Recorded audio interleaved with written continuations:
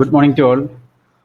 നമ്മളിന്ന് junior health ഇൻസ്പെക്ടറിൻ്റെ ഒരു മോഡൽ എക്സാമാണ്. നിങ്ങൾ എല്ലാവരും എഴുതിയ എക്സാം ആയിരിക്കും. അതിൻ്റെ ആൻസേഴ്സും ക്വസ്റ്റ്യൻസുമാണ് നമ്മളിന്ന് അനലൈസ് ചെയ്യുന്നത്. അപ്പോൾ നമുക്ക് പോർഷനിലോട്ട് മൂവ് ചെയ്യാം. നിങ്ങളെല്ലാവരും അറ്റൻഡ് ചെയ്ത ക്വസ്റ്റ്യൻ ആണ്. ഫസ്റ്റ് ക്വസ്റ്റ്യൻ ഇതായിരുന്നു: the extra calories required by lactating mother during first 6 months over and above daily requirement. Okay, options എന്നുള്ളത് 550 kilo calories, 400 kilo calories, 300 and 250 kilo calories. Question ഇതായിരുന്നു. ലാക്ടേറ്റിംഗ് മദറിൻ്റെ calories requirement ആണ്. Okay, അതിൻ്റെ answer എന്ന് പറയുന്നത് 550 kilo calories ആണ്. Option A ആണ് correct answer, 550 kilo calories. ഇതിനകത്ത് ഒരു കാര്യം കൂടെ ഓർമ്മിക്കുക, 300 കിലോ കാലറീസ് എന്നുള്ളത് 300 കിലോ കാലറി എന്നുള്ളത് പ്രഗ്നൻസി ടൈമിലുള്ള എക്സ്ട്രാ കാലറി റിക്വയർമെൻ്റ് ആണ്. Okay, than normal. നമ്മളത് പഠിക്കും ന്യൂട്രീഷനകത്ത്. കാലറി റിക്വയർമെന്റ് നമ്മൾ പ്രധാനമായിട്ടും 3 ഗ്രൂപ്പായിട്ടാണ് ഏജ് ഗ്രൂപ്പിനെ ക്ലാസിഫൈ ചെയ്യുന്നത്. അതായത് sedentary, those who are doing moderate work and those who are doing then hard physical work എന്ന് 3 രീതിയിലാണ് നമ്മൾ ക്ലാസിഫൈ ചെയ്യുന്നത്. അതിൽ തന്നെ ഓരോരുത്തർക്കും ഓരോ കാലറി റിക്വയർമെന്റ് ഉണ്ട്. അതിന് പുറമെ നമ്മൾ എക്സ്ട്രാ ആയിട്ട് പറയുന്ന 2 എണ്ണമാണ്. ഒന്ന്, പ്രഗ്നൻസിയിൽ വരുന്ന എക്സ്ട്രാ കാലറി റിക്വയർമെന്റ് എന്നുള്ളത് 300 കിലോ കാലറീസ് ആണ്. അതുപോലെ തന്നെ ലാക്ടേഷൻ ടൈമിൽ വരുന്ന എക്സ്ട്രാ കാലറി റിക്വയർമെന്റ് എന്നുള്ളത് 550 to 600 ആണ്. ചില ICMR ഗൈഡ് ലൈൻസിനകത്ത് 600 പറയുന്നുണ്ട്. എനിവേ 550 കിലോ കാലറീസ് ആണ് കറക്റ്റ് ആൻസർ എന്നുള്ളത്. ദെൻ അടുത്ത ക്വസ്റ്റ്യൻ എന്നുള്ളത്, according to ICMR guidelines Indian reference man weights about. Okay, ICMR എന്നുള്ളത് Indian council of medical research ആണ്. അത് mainly it's an apex research institute. അതിൻ്റെ പ്രധാനപ്പെട്ട എന്താണ് ഫംഗ്ഷൻ എന്നുള്ളത് നമ്മുടെ ഇന്ത്യൻ സ്റ്റാൻഡേർഡ്സ് ഒക്കെ നിർണ്ണയിക്കുക എന്നുള്ളത് ഒരു പ്രധാനപ്പെട്ട കാര്യമാണ്.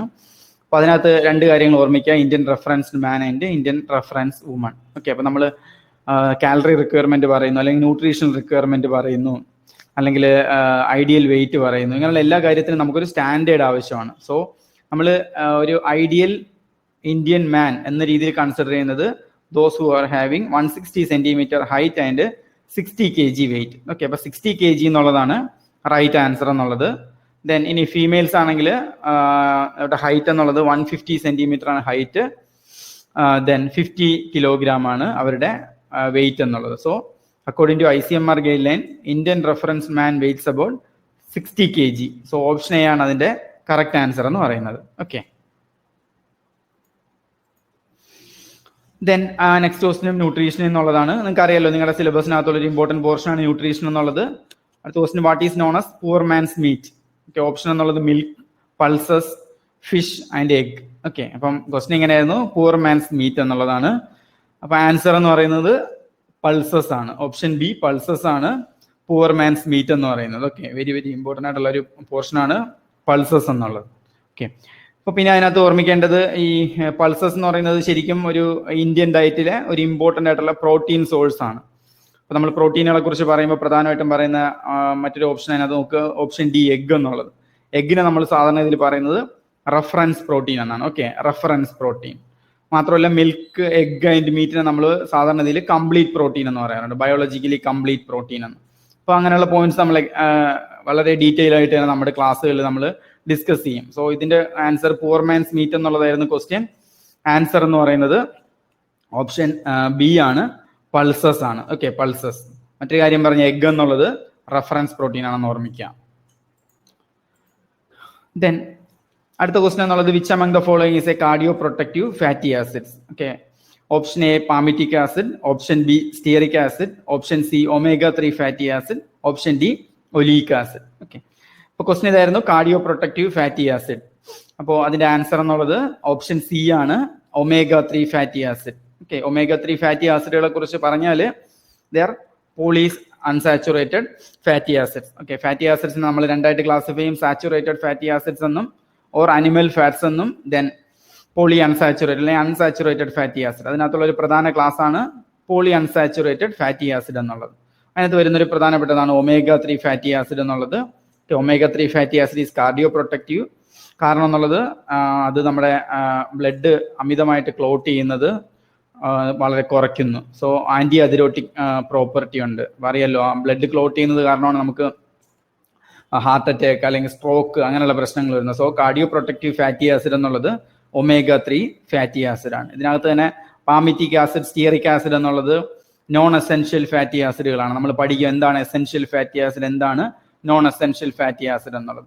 ഒലീക് ആസിഡ് എന്ന് പറയുന്നത് it's also an unsaturated fatty acid ആണ്. ഓക്കെ, ഓർമ്മിക്കുക, oleic acid is an unsaturated fatty acid.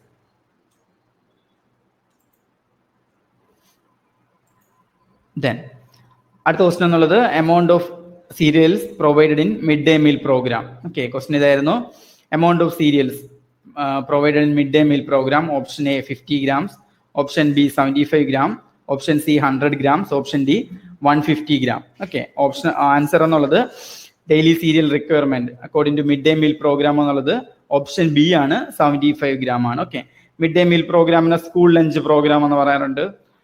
It's running in India from 1961 onwards. Okay, especially southern സ്റ്റേറ്റുകളിലെ തമിഴ്നാടാണ് ആദ്യമായിട്ട് അത് ഇൻട്രൊഡ്യൂസ് ചെയ്തത്.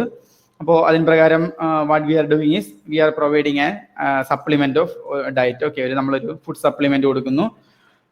ഇറ്റ്സ് നമ്മൾ അതിനകത്ത് എയിം ചെയ്യുന്നത് at least to provide 75 grams of daily cereals ആണ്. അതുപോലെ തന്നെ protein, daily protein of 30 grams ആണ്. Then vegetables of weight 30 grams ആണ്. Fat of 8 grams. ഓക്കെ, അതെല്ലാം നമ്മൾ ക്ലാസ്സുകളിൽ വിശദമായിട്ട് പഠിക്കും. So mid day meal programme എന്നുള്ളത് സ്കൂൾ ലഞ്ച് പ്രോഗ്രാം ആണ്. And the amount of cereals provided in midday meal program is 75 grams ആണ്. ഓക്കെ, അടുത്ത ക്വസ്റ്റൻ ഇതായിരുന്നു, which of the following vitamin is suppose to prevent congenital neural tube defect. Okay, option A thiamine, option B riboflavin, option C pyridoxine and option D folic acid. Okay, നിങ്ങൾക്കറിയാം നമ്മുടെ വളരെ important ആയിട്ടുള്ള ഒരു പോർഷനാണ് vitamins and deficiencies എന്നുള്ളത്. അതിനകത്ത് neural tube defect prevent ചെയ്യാനായിട്ട് നമ്മളെ ഹെൽപ്പ് ചെയ്യുന്ന വൈറ്റമിൻ എന്നുള്ളത് ഓപ്ഷൻ ഡി ആണ്, folic acid. Okay, option D folic acid or vitamin B9. So we are advise the pregnant woman to take folic acid in order to prevent congenital neural tube defect. Okay, then another options are option A thiamine. Thiamine is option B1. Then riboflavin or vitamin B2. Then pyridoxine or option vitamin B6. Okay, ഓർമ്മിക്കുക, അതിൽ thiamine deficiency എന്നുള്ളത് beriberi ആണ്. Then riboflavin deficiency leads to cheilosis, then angular cheilosis, stomatitis like. Then pyridoxine peripheral neuritis. So in this question answer is folic acid, which helps to prevent congenital neural tube defect. Then അടുത്ത question ഇതായിരുന്നു, best test to detect iron deficiency in community.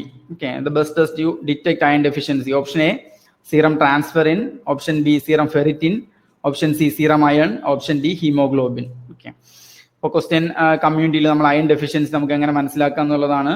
So ഇതിൽ മനസ്സിലാക്കേണ്ട കാര്യങ്ങൾ, iron deficiency anaemia is the most prevalent nutritional type of anaemia in India.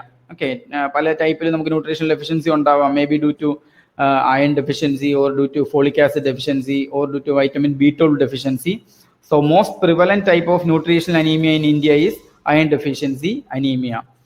And usually നമ്മൾ iron deficiency anemia നമ്മൾ test ചെയ്യാനായിട്ട് നമ്മൾ ഉപയോഗിക്കുന്നത് ഹീമോഗ്ലോബിൻ ആണ്. You know that. Okay, haemoglobin levels ആണ്. ആൻഡ് ഹീമോഗ്ലോബിൻ ലെവൽ നമ്മൾ പല രീതിയിൽ പറയും. If an adult male have a haemoglobin level less than 13, it's considered as anemic. Or a adult female of having less than 12 gram, it's considered as anemic. And also if a pregnant woman having an hemoglobin level less than 10, it's considered as anemic. So ഇവിടെ question, നമ്മുടെ iron deficiency anaemia നമ്മുടെ കമ്മ്യൂണിറ്റിയിൽ നമുക്ക് detect ചെയ്യാനുള്ള single most accurate measure എന്നുള്ളത് serum ferritin ആണ്, option B. Okay, option B serum ferritin is the best test to detect iron deficiency in community എന്നുള്ളത്. Okay, കാരണം സീറം ഫെറിറ്റിൻ എന്നുള്ളത് കാണിക്കുന്നത് the iron store ആണ്. Okay, the storage level of iron in our body ആണ്. We will discuss elaborately about it in our classes. Then next question ഇതായിരുന്നു, under the prevention of food adulteration, the expected level of iodine in iodine production level is not less than. Okay, option A 30 parts per million, option B 25 parts per million, option C 20 parts per million, option D 15 parts per million. Okay, ഇപ്പോൾ prevention of food adulteration act എന്നുള്ളത് അതിൻ്റെ എന്താണ് പ്രകാരം, so what is the level of iodine in iodised salt at production level. So prevention of food adulteration act of 1954 recommends the level of iodine in the ideal salt should be more than 30 ppm, or at least or more than 30 ppm at the production level, and should be more than or equal to 15 ppm at the consumption level. So production level നമ്മുടെ iodine level എന്നുള്ളത് should be less than 30 ppm, not less than 30 ppm at the production level, and at the consumption level it should not be less than 15 ppm. രണ്ട് കാര്യങ്ങൾ. ഇതിന്റെ answer എന്നുള്ളത് what is the level of iodine in ideal salt at production level? So answer is option A, 30 parts per million.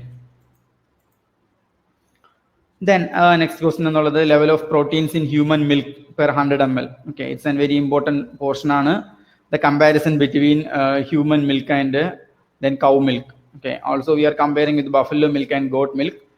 So നമ്മൾ compare ചെയ്യുമ്പോഴേക്കും മനസ്സിലാക്കേണ്ട കാര്യം usually the cow milk is richer in protein, but human milk is richer in carbohydrate as well as then immunoglobulins. So here the question is, what is the level of proteins in human milk per 100 ml? Option A 0.5 grams, option B 2.6 grams, option C 1.1 gram, option D 4.7 gram.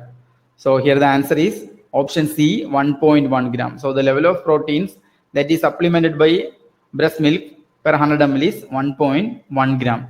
So another question is, what is the calorie supplementation per 100 ml of breast milk? The answer is 66 kilocalories. So ഓർമ്മിക്കുക 1.1 gram protein containing in 100 ml of breast milk എന്നുള്ള കാര്യം ഓർമ്മിക്കുക. അതേസമയം cow milk it is about 3.2 gram in 100 ml. Okay, 100 ml of cow milk containing 3.2 gram of protein. So cow milk is richer in protein.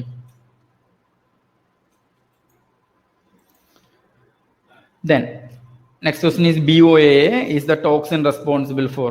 Okay, option A എന്നുള്ളത് epidemic dropsy, option B neurolatherism, option C endemic ascites, option D fluorosis.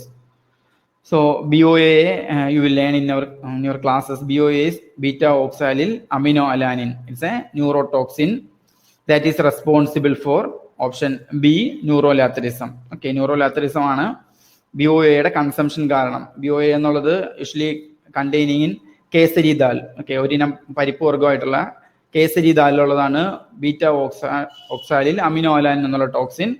It will leads to it's neurotoxic and may leads to paralysis in the affected individuals. So answer is option B neurolatherism. Then in the option A is epidemic dropsy. Epidemic dropsy usually caused by sanguinarine toxin that is contained in argemone oil that we will learn.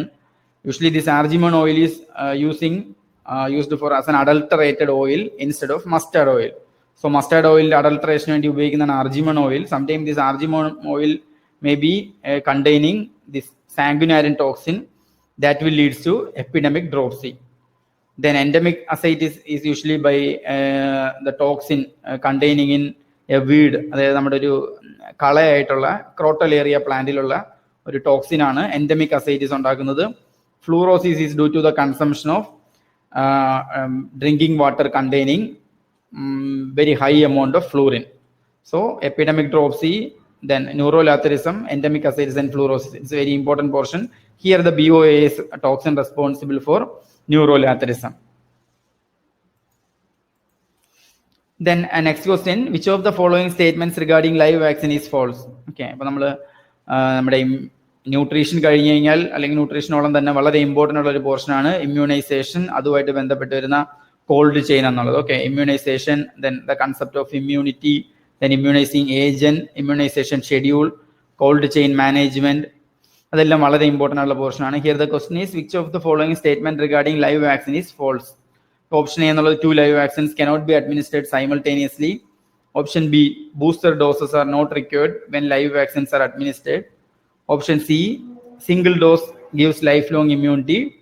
Option D, live vaccines containing both major and minor antigens. Okay, അപ്പോൾ question ഇതായിരുന്നു, live വാക്സിൻസിനെ കുറിച്ചുള്ള ഏത് statement ആണ് wrong ആയിട്ടുള്ളതായിരുന്നു. അപ്പം അതിന്റെ answer എന്നുള്ളത് option A ആണ്. Option A is 2 live vaccines cannot be administered simultaneously. Okay, അപ്പോൾ നമ്മുടെ അത് മനസ്സിലാക്കേണ്ട കാര്യം, we can administer 2 live vaccines simultaneously in 2 different sites. Okay, നമുക്ക് 2 live vaccines ഒരേ സമയം തന്നെ 2 ഡിഫറെൻറ്റ് സൈറ്റ്സിലായിട്ട് നമുക്ക് അഡ്മിനിസ്റ്റർ ചെയ്യാം. Or we can administer at A time interval of 3 weeks. Okay, 2 live vaccines തമ്മിലുള്ള മിനിമം ടൈം ഇൻ്റർവൽ എന്നുള്ളത് 3 weeks ആണ്. So the first option is wrong. That is 2 live vaccines cannot be administered. Instead, we can administer 2 live vaccines simultaneously in 2 different locations. Another option is booster doses are not required when live vaccines are administered. You know that usually the live vaccines needed only a single dose. In single dose, the live vaccines are very effective. The only live vaccines we are administered in multiple doses is, you know that it's OPV, okay, oral polio vaccine. Except oral polio vaccine, all other live vaccines are administered only once. So usually booster doses are not required when live vaccines are administered. Then another thing is single dose gives lifelong immunity. That's why we are not giving booster doses. Then live vaccines containing both major and minor antigens. Since we are administering the attenuated organism itself, it containing both the major and minor antigens. So here the answer is, or the wrong statement regarding live vaccine is 2 live vaccines cannot be administered simultaneously. Then next one is strain used for BCG vaccine. Here Edmondson, Zagreb strain, Oka strain, Danish 1331, RA27/3 strain. Okay. Then നമ്മൾ വിശദമായിട്ട് തന്നെ പഠിക്കും. Here the BCG vaccine, the strain used for BCG vaccine is Danish 1331 strain. Okay.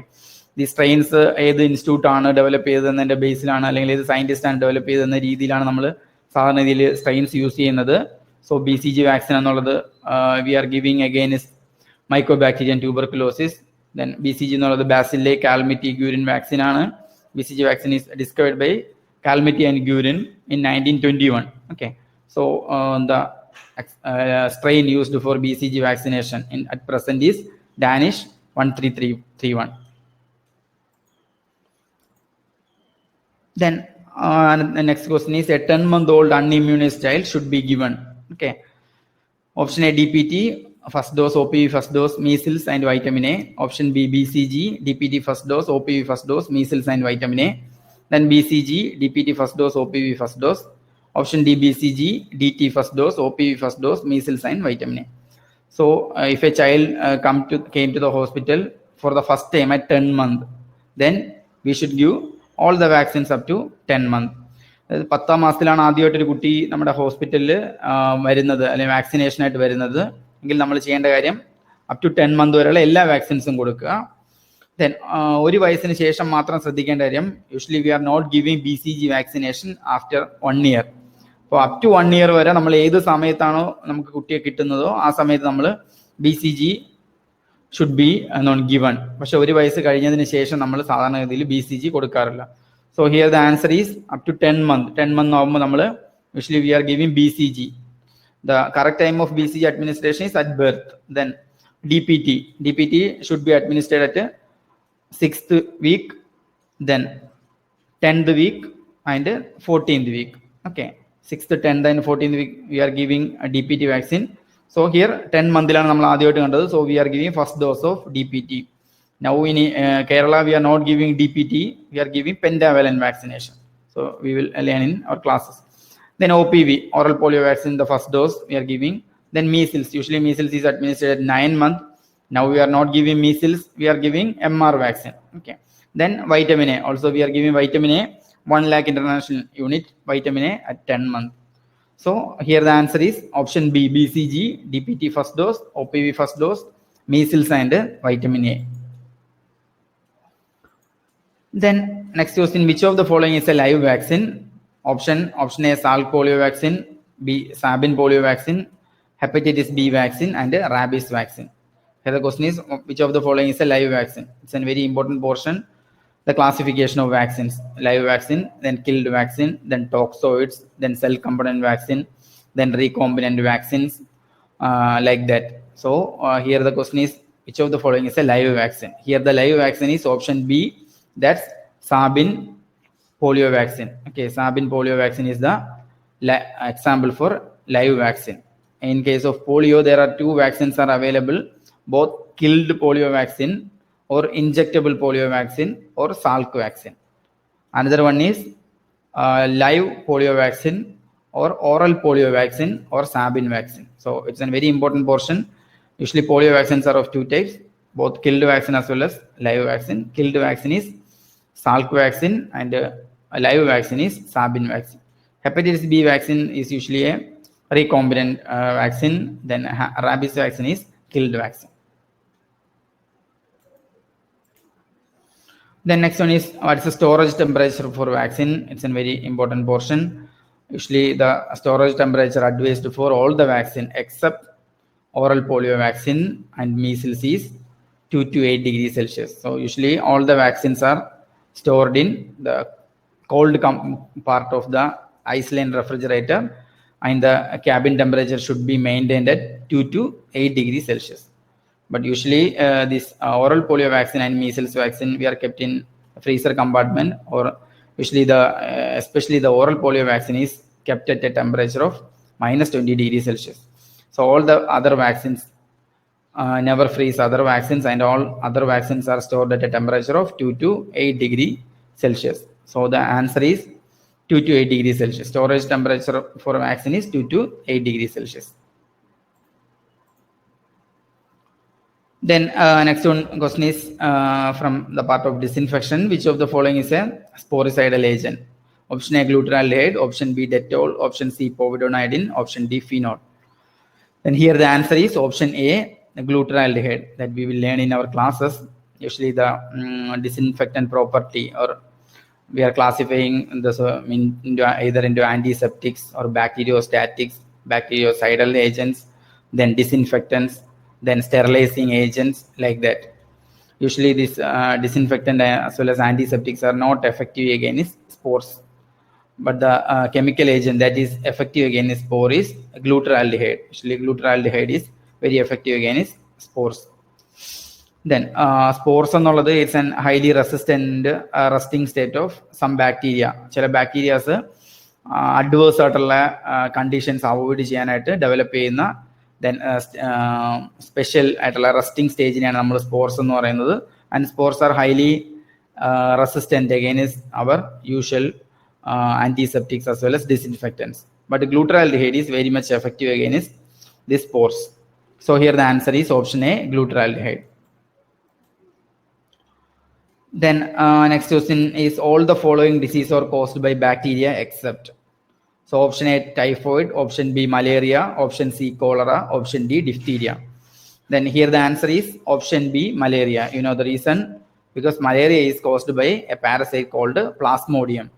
Here all the other diseases are caused by bacteria. Typhoid is caused by Salmonella typhi, it's a bacteria. Cholera is caused by Vibrio cholerae. Then diphtheria is caused by Corynebacterium diphtheriae. All these three diseases, typhoid, cholera and diphtheria, are bacterial diseases. But malaria is an parasite that is caused by Plasmodium. So here the answer is option B, malaria. Then another question is what is the generalized immunity maintained by a community towards a particular infection? So option A, active immunity. Option B, acquired immunity. Option C, innate immunity. And option D, herd immunity. Okay. നമ്മൾ ഒത്തിരി തവണ നമ്മുടെ ന്യൂസിലൊക്കെ ശ്രദ്ധിച്ച ഒരു കാര്യമാണ്. The generalized immune status that is achieved by a community is called herd immunity. So herd immunity is the immunity of a community. Some community have a particular level of immunity against certain diseases. അപ്പോൾ നമ്മൾ usually herd immunity is achieved by immunisation. നമ്മൾ ഇമ്മ്യൂണൈസേഷനിലൂടെയാണ് നമ്മൾ herd immunity usually നമ്മൾ ഒരു കമ്മ്യൂണിറ്റിക്ക് provide ചെയ്യുന്നത്. So here the answer is herd immunity. Generalised immunity maintained by a community is called herd immunity. Okay. Then active immunity is if an immunity is achieved by a individual actively, that he is actively producing antibody and developing immunity for himself, it is called active immunity. Acquired immunity is the immunity that is achieved during his lifetime, while innate immunity is the immunity that is achieved by birth. Okay, at the time of birth, because of his genetic makeup, some kind of some sort of immunity may possessed by the individual, it's called innate immunity. So here the question is generalized immunity maintained by a community. The answer is option D, herd immunity. Then next question is, who among the following proposed the importance of hand washing in preventing diseases? Option A, Ignaz Semmelweis. Then option B, Louis Pasteur. Option C, Joseph Lister. Option D, Robert Koch. Okay, the person who proposed the importance of hand washing is Ignaz Semmelweis. Okay, Semmelweis എന്നുള്ളത് ആണ് ആദ്യമായിട്ട് ഒരു research oriented ആയിട്ട് തന്നെ the importance of hand washing explain ചെയ്തത് Ignaz സെമ്മലെവിസ് ആണ്. നിങ്ങൾ ക്ലാസ്സിൽ പഠിച്ചിട്ടുണ്ടായിരിക്കും അതിൻ്റെ ഹിസ്റ്ററിയും ആ സ്റ്റോറിയൊക്കെ നമ്മളത് ഡീറ്റെയിൽ ആയിട്ട് പഠിക്കും. Okay, Louis Pasteur is the proponent of germ theory of disease. as well as at the same time Joseph Lister is the proponent of antiseptic surgeries, and Robert Koch is Koch's postulates and also who discovered the Mycobacterium tuberculosis. Okay, so here the answer is Ignaz Semmelweis. He proposed the importance of hand washing in preventing diseases, especially nosocomial infections. Then Louis Pasteur is the person behind germ theory of disease. Then next question is, which among the following organism can be visualized by acid fast staining method? So there are numerous staining methods are there. Gram staining is there, then acid fast staining is there, negative staining is there, then like that. So usually acid fast staining method is used to stain Mycobacterium, or option B. Mycobacterium, usually there are very important two strains are there. One Mycobacterium leprae causing leprosy. Another one is Mycobacterium tuberculosis causing tuberculosis. So here the question is, which among the following organism can be visualized by acid fast staining? The answer is option B, Mycobacterium. Then next question is, first aid treatment for snake bite includes the following except. Option A, help the person to lay down with the head and shoulder raised. Then instruct not to move the bitten part. Option C, immobilize the bitten limb. Then option D, slash the wound with a knife. So here the question is, what is the first aid treatment for snake bite? That except. ഇവിടെ പറയുന്ന എല്ലാ സ്റ്റേറ്റ്മെന്റും അല്ലെങ്കിൽ എല്ലാ കാര്യങ്ങളും നമ്മൾ snake ബൈറ്റിൽ advise ചെയ്യുന്നു. What is the exception എന്നാണ് question. So what is the primary aim after a snake bite incident is we are trying to reduce the blood flow to the affected part. അപ്പോൾ നമ്മൾ മെയിനായിട്ട് ഇവിടെ answer ആയിട്ട് വരുന്നത് option D ആണ്, slash the wound with a knife, because if you are trying to slash the wound with a knife, usually നമ്മുടെ blood circulation ആ സൈഡിലോട്ട് കൂടുന്നു. So here the answer is option D, slash the wound with a knife. And all the other activities are advisable. That is, immobilize the bitten limb, that may reduce the blood flow, and instruct not to move the bitten part. It is also advisable. Help the person lay down with the head and shoulder raised, so that blood circulation little bit reduced. And also slight restricted bandages or dressings are also advised. So slash the wound with a knife is the activity that should be avoided during the time of snake bite or after snake bite. The next question is, what is the correct order of assessment while performing CPCR for an unconscious victim? Okay, CPCR, you know, cerebral and cardiopulmonary resuscitation. Then option A, circulation, breathing and airway. Then option B, breathing, circulation, airway. Option C, circulation, airway and breathing. Option D, breathing, airway and circulation. Okay. Then the correct order of sequence in performing in CPCR or cardiopulmonary resuscitation is first circulation, then airway, then breathing. So option C is the correct answer.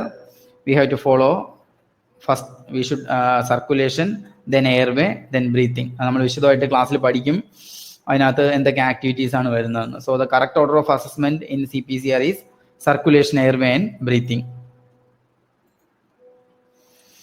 Then next one is, the most important principle to keep in mind while performing first aid is option A, ensure someone to help. Option B, ensure you are out of danger. Option C, ensure ambulance service. Option D, ensure you are with the victim. So the single most important principle, or it's the most important principle you should keep in mind while performing first aid is, you have to make sure that you are out of danger. So option B is the correct answer, ensure that you are out of danger. അപ്പോൾ നമ്മൾ first aid പ്രിൻസിപ്പിളിൽ The most important thing to be kept in mind is ensure you are out of danger. നമ്മൾ ആദ്യം അപകട അവസ്ഥയിലല്ല, അല്ലെങ്കിൽ നമുക്ക് പ്രശ്നമൊന്നും വരാൻ സാധ്യതയില്ല എന്ന് എൻഷുർ ചെയ്യുക. അതിനുശേഷം മാത്രമേ നമ്മൾ ആ ഫീൽഡിൽ നമ്മളെ ആക്ഷൻസ് ചെയ്യാവൂ എന്നും ഉറപ്പാക്കുക. Then ensure someone to help. That is the first activity usually we are performing if you are seeing an unconscious victim or a victim who need a support. Okay, നമ്മൾ മറ്റുള്ളൊരാളെ ഹെൽപ്പിന് കിട്ടുക എന്നുള്ളത് ഒരു ഇമ്പോർട്ടൻ്റ് ഉള്ള കാര്യമാണ്. So here the most important principle to keep in mind while performing first aid is ensure you are out of danger. Then next question is first aid measure for a victim of road traffic accident who complains of severe pain and not able to move his extremity. Option A, splint and immobilize. Option B, massaging the extremity. Option C, elevate the extremity. Option D, help him to straighten the extremity.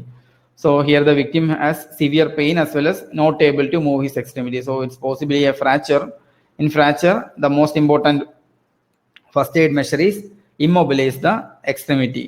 So splinting and immobilizing is the first aid measure for a victim who have complaints of severe pain and not able to move his extremity. All other activities should be avoided. That is massaging the extremity, elevating the extremity, helping him to straighten the extremity. Any kind of manipulation should be avoided. So here the answer is option A, that's splint and immobilize the extremity. Okay. Then question is 25th question. What is the recommended chest compression to rescue breath ratio while performing CPR for an adult person? Okay. Then cardiopulmonary resuscitation. What is the correct order of? What is the correct chest compression ratio? Here the answer is option D, that is 30:2. So the recommended chest compression to rescue breath ratio while performing CPR is 30:2. Okay, different ആയിട്ടുള്ള കാര്യങ്ങളുണ്ട്, നമ്മളത് പഠിക്കും. What is the ratio of chest compression to chest rescue breath during a one rescuer, and also what is the chest compression to rescue breath during a two rescuer, and what is the chest compression and rescue breath in pediatric. All we will learn in our classes. So here the answer is 30:2. What is the recommended chest compression ratio in an adult person?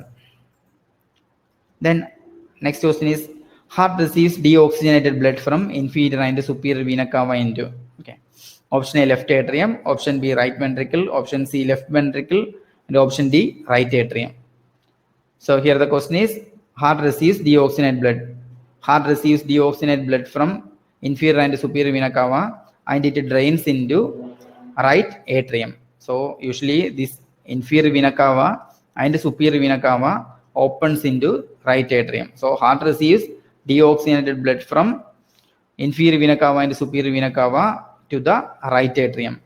What is left atrium? Left atrium usually receiving oxygenated blood from the pulmonary veins. Okay. So left atrium receiving oxygenated blood from pulmonary veins. Right atrium receives deoxygenated blood from inferior vena cava and superior vena cava. Then right ventricle pump the blood outwards through the aorta. Then right ventricle usually pump the blood through the pulmonary artery. So here the answer is right atrium, option D. Then next question is which among the following gland is known as juvenile gland? Option A, pineal gland. Option B, pituitary gland. Option C, thymus gland. And option D, hypothalamus. Okay. The question is which gland is known as juvenile gland? Juvenile gland is usually, we are referring thymus gland. Thymus gland is usually known as juvenile gland because at the time of birth and in early childhood, it has some role to function. After that, it acts as an lymphoid organ. നമ്മുടെ young ആയിരിക്കുമ്പോൾ thymus gland എന്നുള്ളത് some hormonal functions അത് perform ചെയ്യുന്നു. അത് കഴിയുമ്പോൾ mainly act as an lymphoid organ. So here the answer is thymus gland. Thymus gland is also known as juvenile gland. Then here the another option, pineal gland. Pineal gland is are setting the biological clock. Then pituitary gland are known as master gland, and hypothalamus is known as king gland. Okay, so juvenile gland is known as thymus gland.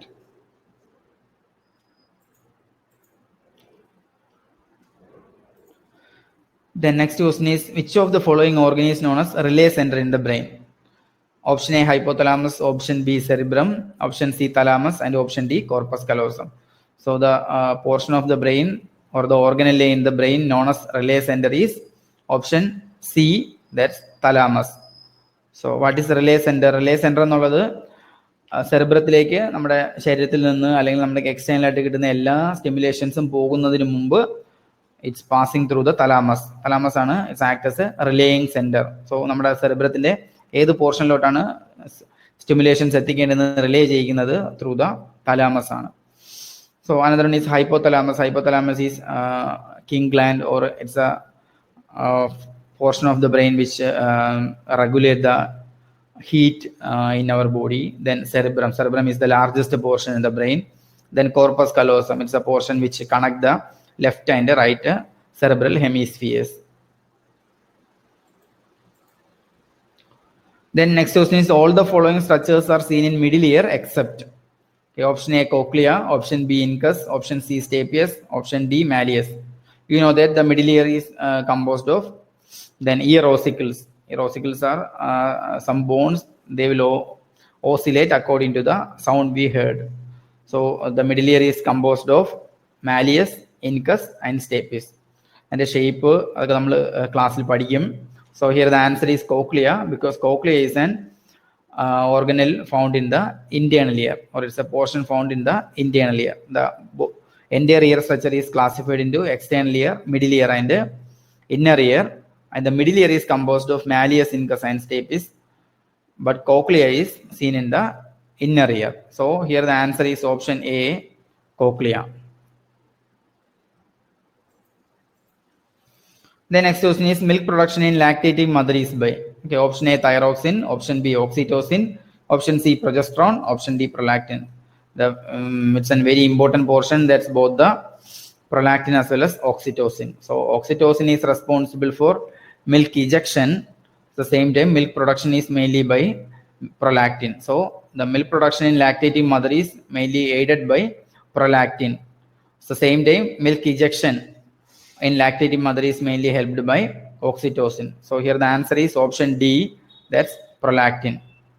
So milk production in lactating mother is by prolactin. The next question is, functional unit of lungs are called. Okay, the option A nephron, option B bronchi, option C alveoli, option D lymphocytes. So the functional units of lungs is, that's option C, that's alveoli. Okay, alveoli are the basic functional units of lungs. Okay, there are approximately 300 million alveoli are there per lungs. So bronchi also structures seen in lungs, but they are the larger structures than alveoli. The nephron is the functional unit of kidneys. So nephrons are the functional unit of kidneys. Then at the same time, alveoli are the functional unit of lungs. Neurons are the functional unit of brain. Lymphocytes are, they are actually white blood cells, or ശ്വേതരക്താണുക്കൾ എന്ന് പറയുന്നതാണ് lymphocytes എന്ന് പറയുന്നത്. So here the answer, the functional unit of lungs are alveoli. Then next question is, which of the following enzymes are produced by pancreas gland? Okay, option A trypsin, option B amylase, option C lipase, option D all of the above. So the question is, which of the following enzymes are produced by pancreas gland? So usually this trypsin is produced by pancreas gland, then amylase also produced by pancreas gland, and lipase is also produced by pancreas gland. So here the answer is option D, all of the above. So pancreas gland is also known as heterocrine gland because it has both exocrine function as well as endocrine function. In the exocrine part, it is mainly producing these enzymes, that's trypsin, then amylase and lipase. So many other enzymes are also produced by pancreas that we will learn in our classes. So here the answer is option D, all of the above. Then next question is, what's the normal glomerular filtration rate maintained by healthy kidney? So glomerular filtration rate is usually maintained by the kidney in the production of urine. So here the options, option A 125 ml per minute, option B 125 liter per minute, option C 180 liter per day, option D both A and C. Okay, then so here the answer is option A 125 ml per minute ആണ് നമ്മുടെ normal glomerular filtration rate എന്ന് പറയുന്നത്. Then option B എന്ന് പറയുന്നത് wrong ആണ്. But option C it's also correct because 180 liter per day. So 125 ml per minute or 180 liter per day. So answer is option D, that is both A and C. So normal glomerular filtration rate maintained by healthy kidney is either 125 ml per minute or 180 liter per day.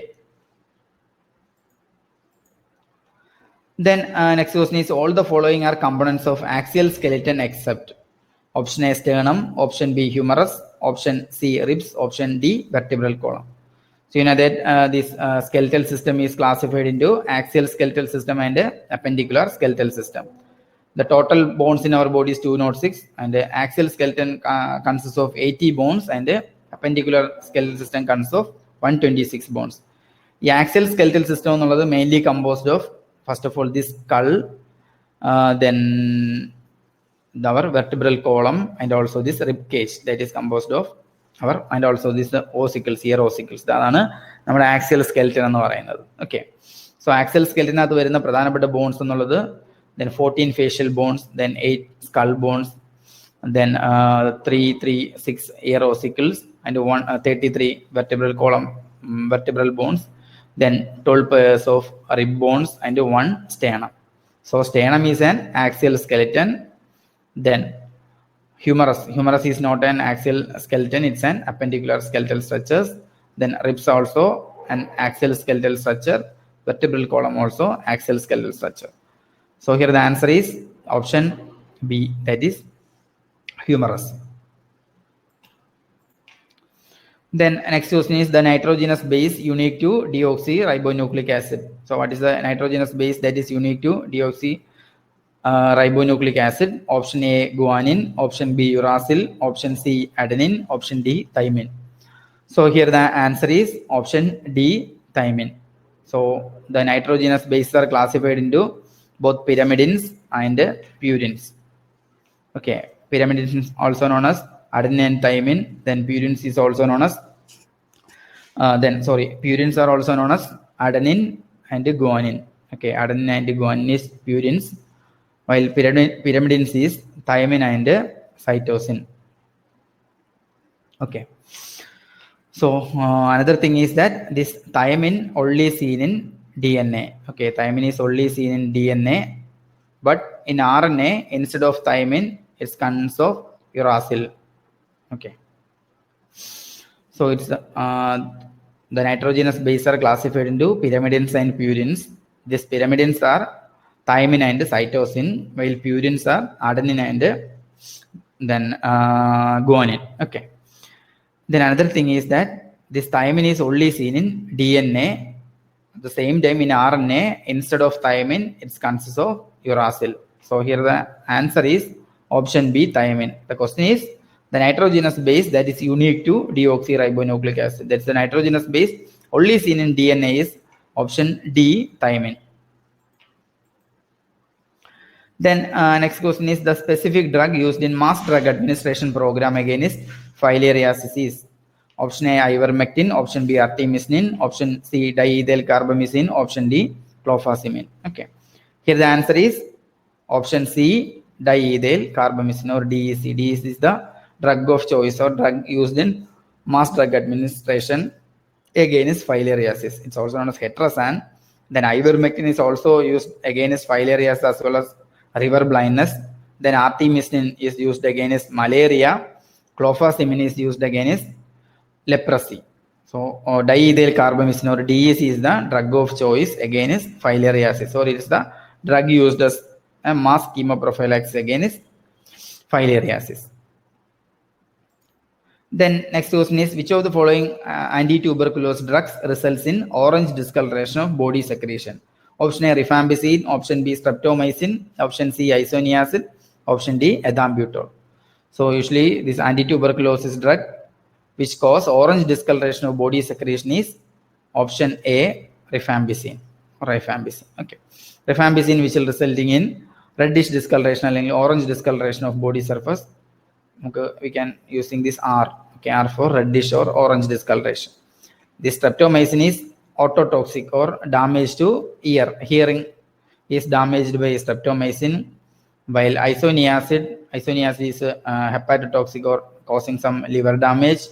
Then ethambutol is caused by optic neuritis or some damage to then our eyes. So orange discoloration of body secretions is due to rifampicin. Then next question is, which of the following drug has an antipyretic action? Option A, deriphyllin. Option B, ranitidine. Option C, paracetamol. Option D, penicillin. Okay. So the question is, which among the following drug has an antipyretic? Antipyretic is those agents which reduce the body temperature. So the drug used to reduce the body temperature is option C, paracetamol. Okay. Then option D, penicillin is an antibiotic. Option B, ranitidine is an H2 receptor antagonist or reduce to the acidity in the stomach. Then deriphyllin is a bronchodilator drug used to reduce the dyspnea or respiratory difficulty. So here the question is, which of the following drug has an antipyretic action? Answer is option C, paracetamol. Then the next question is, antiviral agent used in H1N1. H1N1 is swine flu. Then it's called swine flu.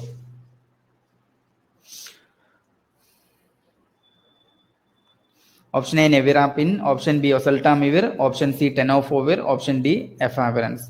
Okay. Then all options are antiviral agents. Antiviral agents in the classification. So here the answer is option B, oseltamivir. So oseltamivir is the antiviral agent that is commonly used against H1N1. Okay. Then this nevirapine is usually we are advised for to prevent the transplacental or vertical transmission of HIV disease. The maternal transmission of HIV diseases can be prevented by administration of nevirapine. Okay. Then tenofovir and efavirenz also antiviral agents. So here the answer is oseltamivir. Okay. Then അതേസമയം Nipah ഡിസീസിന്റെ സമയത്ത് നമ്മൾ ഉപയോഗിച്ചൊരു പരീക്ഷണാർത്ഥം ഉപയോഗിച്ചൊരു antiviral agents ആണ് നമ്മുടെ ribavirin എന്ന് പറയുന്നത്, ribavirin. Then next question is, the term used to describe what our body does to a drug. Okay, answer എന്നുള്ളത് the term used to describe what our body does to our drug is known as pharmacokinetics. Okay, the answer is pharmacokinetics. And another option is pharmacodynamics. Pharmacodynamics is what the drug doing in our body. So what our body doing against a drug, doing for a drug is known as pharmacokinetics, and pharmacodynamics is what the drug doing in our body. Then pharmacognosia is it's a branch of pharmacology in which the natural sources like plant is used for as a medicine. അതായത് നമുക്ക് പ്രകൃതിയിൽ തന്നെ available ആയിട്ടുള്ള materials ഉപയോഗിച്ച് നമുക്ക് drugs develop ചെയ്യാമെന്നതിനെ കുറിച്ച് deal ചെയ്യുന്ന ഒരു ബ്രാഞ്ചാണ് ഫാർമക്കോഗ്നോഷ്യ എന്ന് പറയുന്നത്. So pharmacokinetics is the term use to describe what our body does to a drug, and pharmacodynamics is what the drug does to our body. Then next question is a simple question. Samuel Hahnemann is referred to as founding father of option A, Ayurveda. Option B, allopathy. Option C, homeopathy. Option D, yoga. Okay. So you know that Samuel Hahnemann is considered as the founding father of option C or homeopathy. Okay. That we will learn in our classes. That's known as Indian system of medicine. Okay. Indian system of medicine is those medicinal system that is accepted and that is licensed to practice in our country. That's usually നമ്മൾ അതിനെ common ആയിട്ട് പറയുന്നത് നമ്മുടെ ആയുഷ് എന്ന് പറയും. Okay, it's also known as Ayush. Ayush is A for Ayurveda, then Y for yoga, U for Unani, S for Siddha, H for homeo. It's called Indian system of medicine. Okay, it's called Indian system of medicine. Now we have a separate ministry for Ministry of Ayush that is administered by Sripad Naik. So here the answer is homeopathy. Then next question is, quarantine was first applied for. Okay, option A, HIV/AIDS. Option B, tuberculosis. Option C, leprosy. Option D, plague. So quarantine was first applied for, or the concept of quarantine was first applied against option D, plague. So what is quarantine? Quarantine is restricting or separating a healthy individual, but who is come in contact with the particular infectious disease for a period not longer than the longest incubation period. That's quarantine. Quarantine എന്ന് പറയുന്നത് ഒരു healthy individual ആണ് നമ്മൾ എന്താണ് മാറ്റി നിർത്തുന്നത്, അല്ലെങ്കിൽ അവരുടെ ഫ്രീഡം ആണ് നമ്മൾ റെസ്ട്രിക്ട് ചെയ്യുന്നത്. പക്ഷെ അയാളുടെ പ്രത്യേകത, we are doubt that he is come in contact with the infectious agent അല്ലെങ്കിൽ ഇൻഫെക്ഷൻ. നമ്മൾ ഉദ്ദേശിക്കുന്ന ഇൻഫെക്ഷനുമായിട്ട് അയാൾ കോണ്ടാക്റ്റിൽ വന്നു എന്ന് നമ്മൾ കരുതുന്നു. അപ്പോൾ നമ്മൾ എത്ര ദിവസം നമ്മൾ അയാളെ റെസ്ട്രിക്ട് ചെയ്യണമെന്നൊരു ക്വസ്റ്റൻ ഉണ്ട്. For a period not longer than the longest incubation period. Incubation period we will learn in our class. Okay. So quarantine എന്ന് പറഞ്ഞാൽ ആദ്യമായിട്ട് നമ്മൾ അപ്ലൈ ചെയ്തത് against the disease plague. Okay. Then next question is Sullivan index indicates option A life free of disability, then option B Houquet per gram of stool, then standard of living, then pregnancy rate per population. Okay. Then Sullivan index usually indicates life free of disability. So Sullivan index is an disability index or disability indicator that is measuring disability free life years or DFLE that we will learn in our classes. So life free of disability is measured by Sullivan index. Houquet per gram of stool is usually Chandler's index.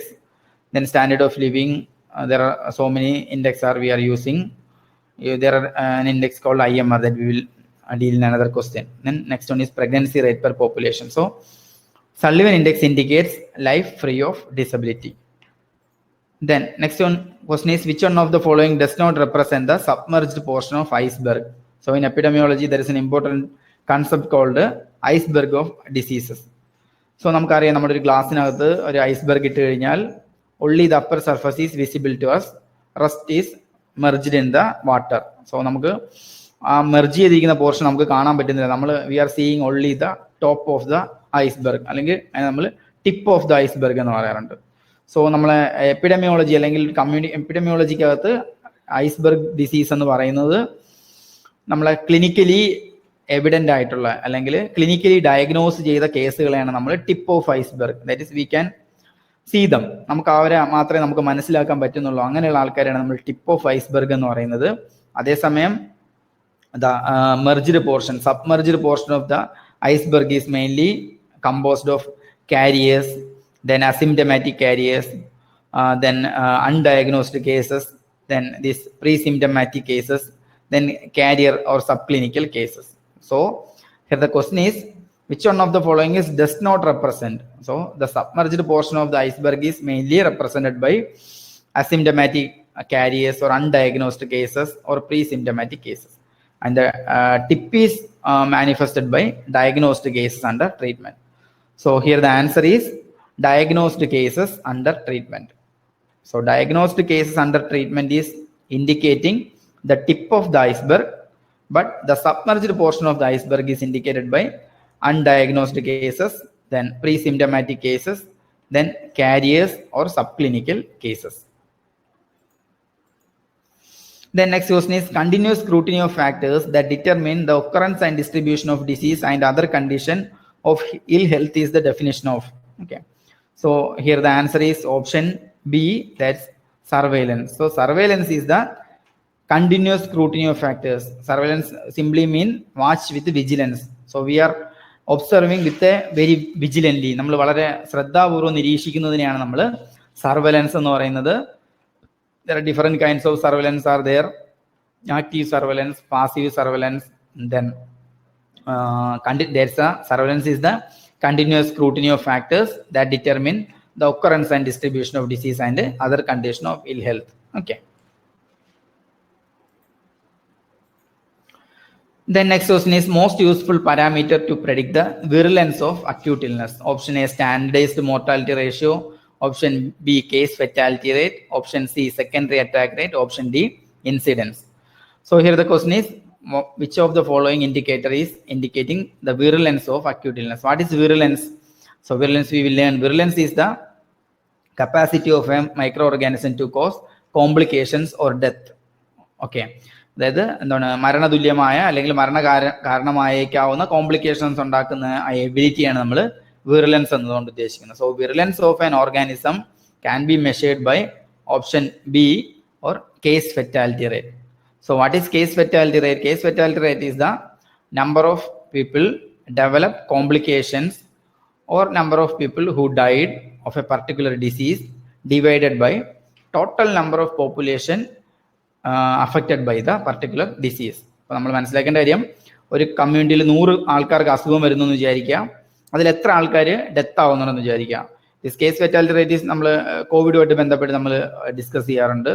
So പലപ്പോഴും നമ്മൾ ഡിസ്കഷനിൽ പറയും this എന്താണ് case fatality rate of COVID is very low, 5% എന്ന് പറയുകയാണെങ്കിൽ if 100 persons getting COVID, chance of complication or chance of death is 5%. That is 5% of the, അല്ലെങ്കിൽ 5 പേർക്ക് ഏതെങ്കിലും തരത്തിലുള്ള കോംപ്ലിക്കേഷൻസ് അല്ലെങ്കിൽ ഡെത്ത് ഉണ്ടാവാനുള്ള സാധ്യതയുണ്ട്.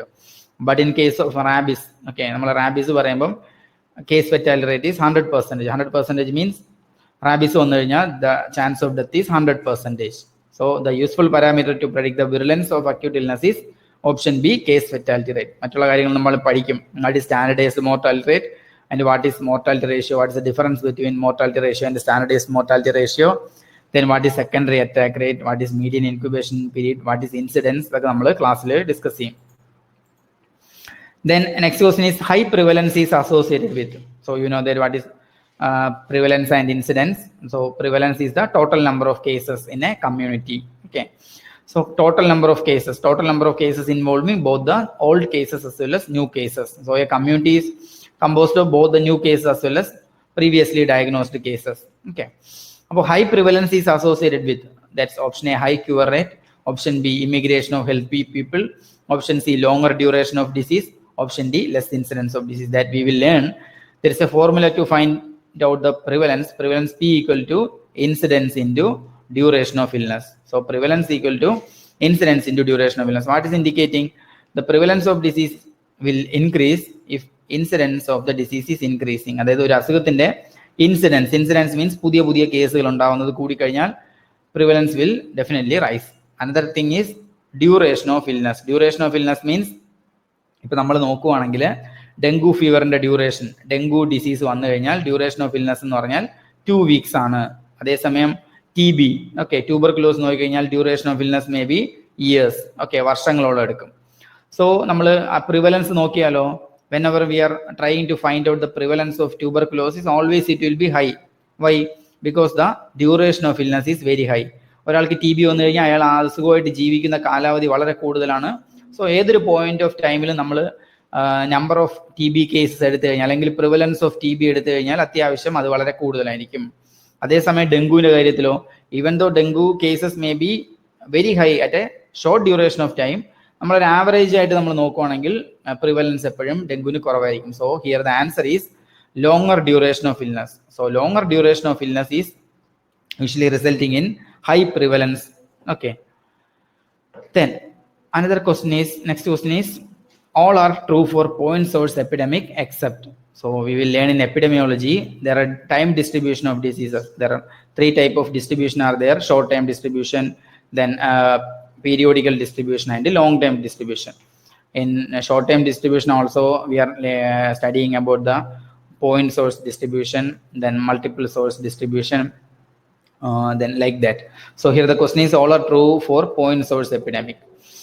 പോയിന്റ് സോഴ്സ് എപ്പിഡമിക് വളരെ സിമ്പിൾ ആയിട്ട് ഒരു എക്സാമ്പിൾ പറഞ്ഞു കഴിഞ്ഞാൽ നമുക്ക് മനസ്സിലാക്കുന്നുള്ളൂ. It's an food poisoning. Okay, food poisoning is a point source epidemic. So what is epidemic? Epidemic is occurrence of many number of diseases more than expected. So there are numerous cases are occurring more than expected. So what about the point source epidemic? There is a single source is there. So usually നമ്മൾ മനസ്സിലാക്കുക, ഒരു കല്യാണ വീട്ടിൽ നിന്ന് food കഴിച്ച എല്ലാവർക്കും food poisoning വരുന്നു. So it's an point source epidemic. So അതിന്റെ പ്രത്യേകത എന്തായിരിക്കും നോക്കി കഴിഞ്ഞാൽ നമുക്കത് മനസ്സിലാക്കി നോക്കാം. Epidemic curve rises and falls sharply. അപ്പൊ നമുക്ക് ആ എപ്പിഡമിക് കർവ് അല്ലെങ്കിൽ നമ്പർ ഓഫ് പേഴ്സൺസിനെ നമ്മൾ പ്ലോട്ട് ചെയ്യുവാണെങ്കിൽ we are getting a graph like this. Okay, വളരെ പെട്ടെന്ന് കേസുകൾ കൂടുകയും അതേസമയം വളരെ പെട്ടെന്ന് കുറയുകയും ചെയ്യും. ഷോർട്ട് ഡ്യൂറേഷൻ ഓഫ് പീരീഡിൽ തന്നെ the number of cases rising very rapidly, same time declining also very rapidly. Then option B, clustering of cases within a short period of time. It's also true because there is a clustering of cases. Then person to person distribution that we will learn in classes where the person to person transmission is, that's called a propagated source of epidemic. Okay, then all cases usually develop within on incubation period.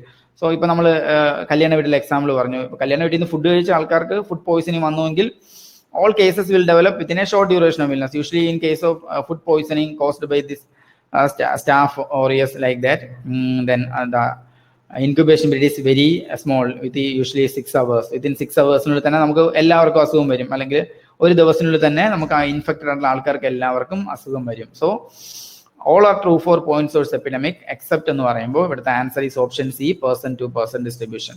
All other thing is correct. Epidemic curve rises and falls sharply, clustering of cases within a short period of time, then all cases usually develop within on incubation period. Then next one is odds ratio is an estimate of. Okay, odds ratio നമ്മൾ പഠിക്കും. Odds ratio we will study about different type of epidemiological studies in which there are descriptive epidemiological studies are there, analytical epidemiological studies are there, experimental epidemiological studies there.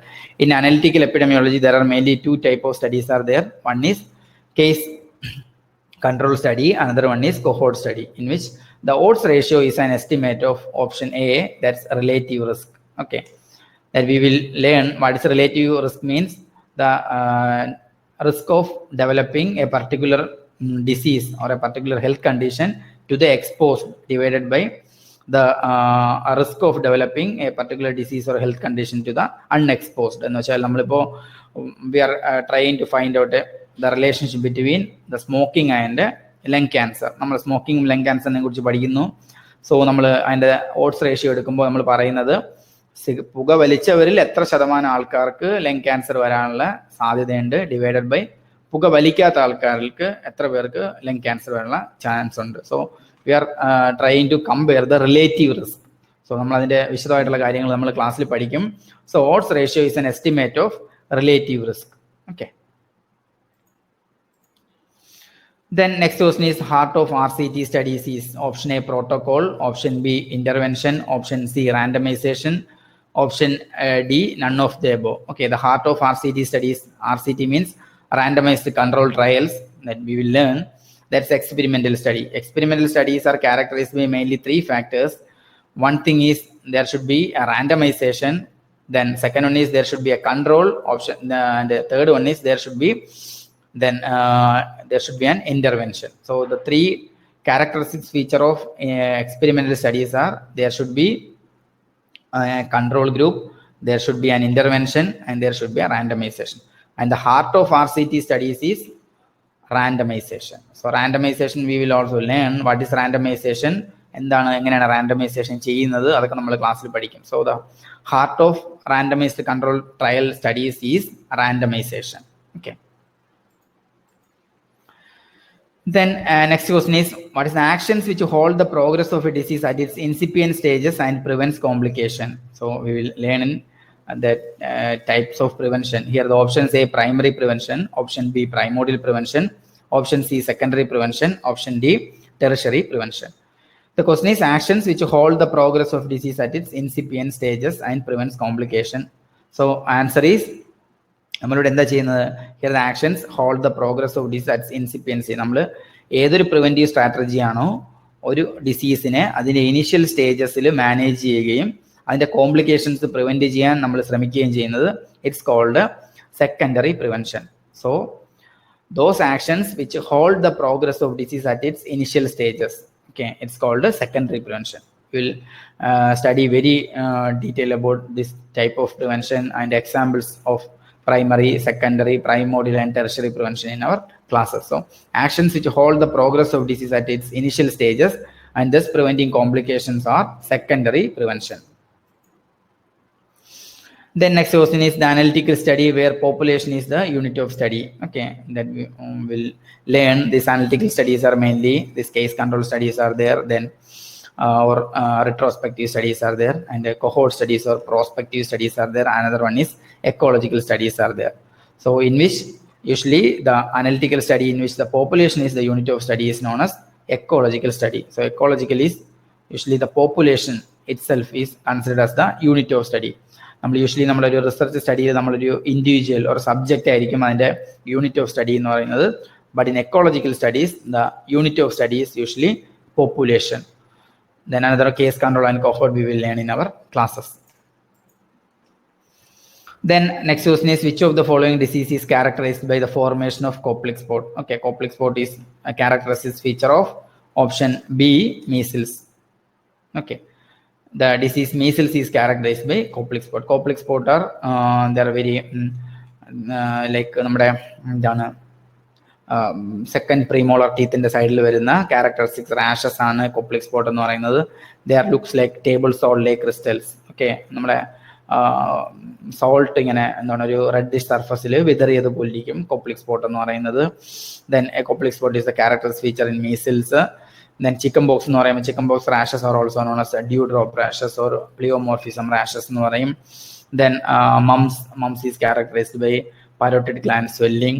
Then shingles is post-herpetic infection occurring in immunocompromised individuals. So here the question is Koplik spot. It is a characteristic feature of measles. Then next question is, Schick test is performed to evaluate susceptibility to. Okay, option A pertussis, option B botulism, option C tuberculosis, option D diphtheria. Here the answer is option D, diphtheria. So Schick test is used to find out the susceptibility to diphtheria infection. So diphtheria is caused by Corynne bacterium, and if Schick test is positive, then it is suggestive the person is susceptible to develop then diphtheria. Okay, so diphtheria is also known as നമ്മുടെ characterized by pseudomembrane formation. നമ്മുടെ മലയാളത്തിൽ തൊണ്ടമുള്ള എന്ന് പറയുന്നത്. Pertussis is caused by Bordetella. Then botulism is caused by Clostridium. Tuberculosis is caused by Mycobacterium. The next question is, mild to moderate dehydration in cholera can be managed by option A, intravenous fluid, option B, intravenous antibiotics, option C, oral rehydration solution, option D, syrup paracetamol.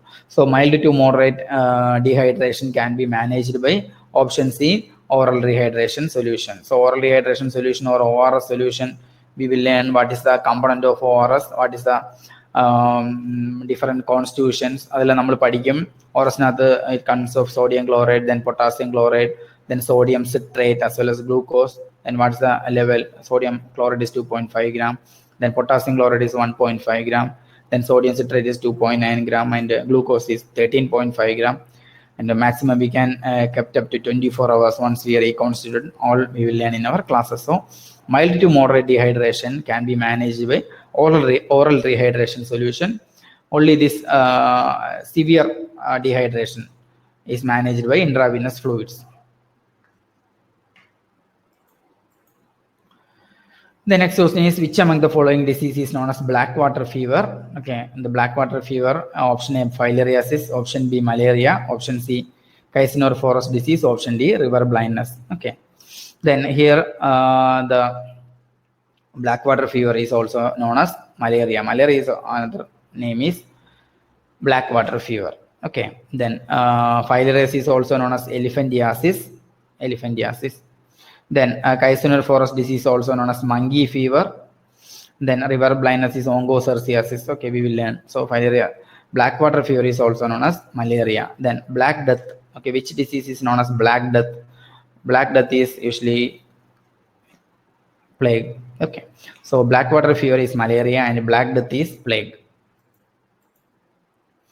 Then all the following are sexually transmitted disease except. So here the question is sexually transmitted disease. Option A syphilis, option B HIV/AIDS, option C Kala-Azar, option D gonorrhea. So here all the diseases are sexually transmitted disease except Kala-Azar. Okay, Kala-Azar is caused by leishmania. Okay, it's caused by leishmania. It's primarily by sandfly. Okay, primarily it's transmitted by sandfly or phlebotomus. Okay, then syphilis is caused by Trypanosoma pallidum.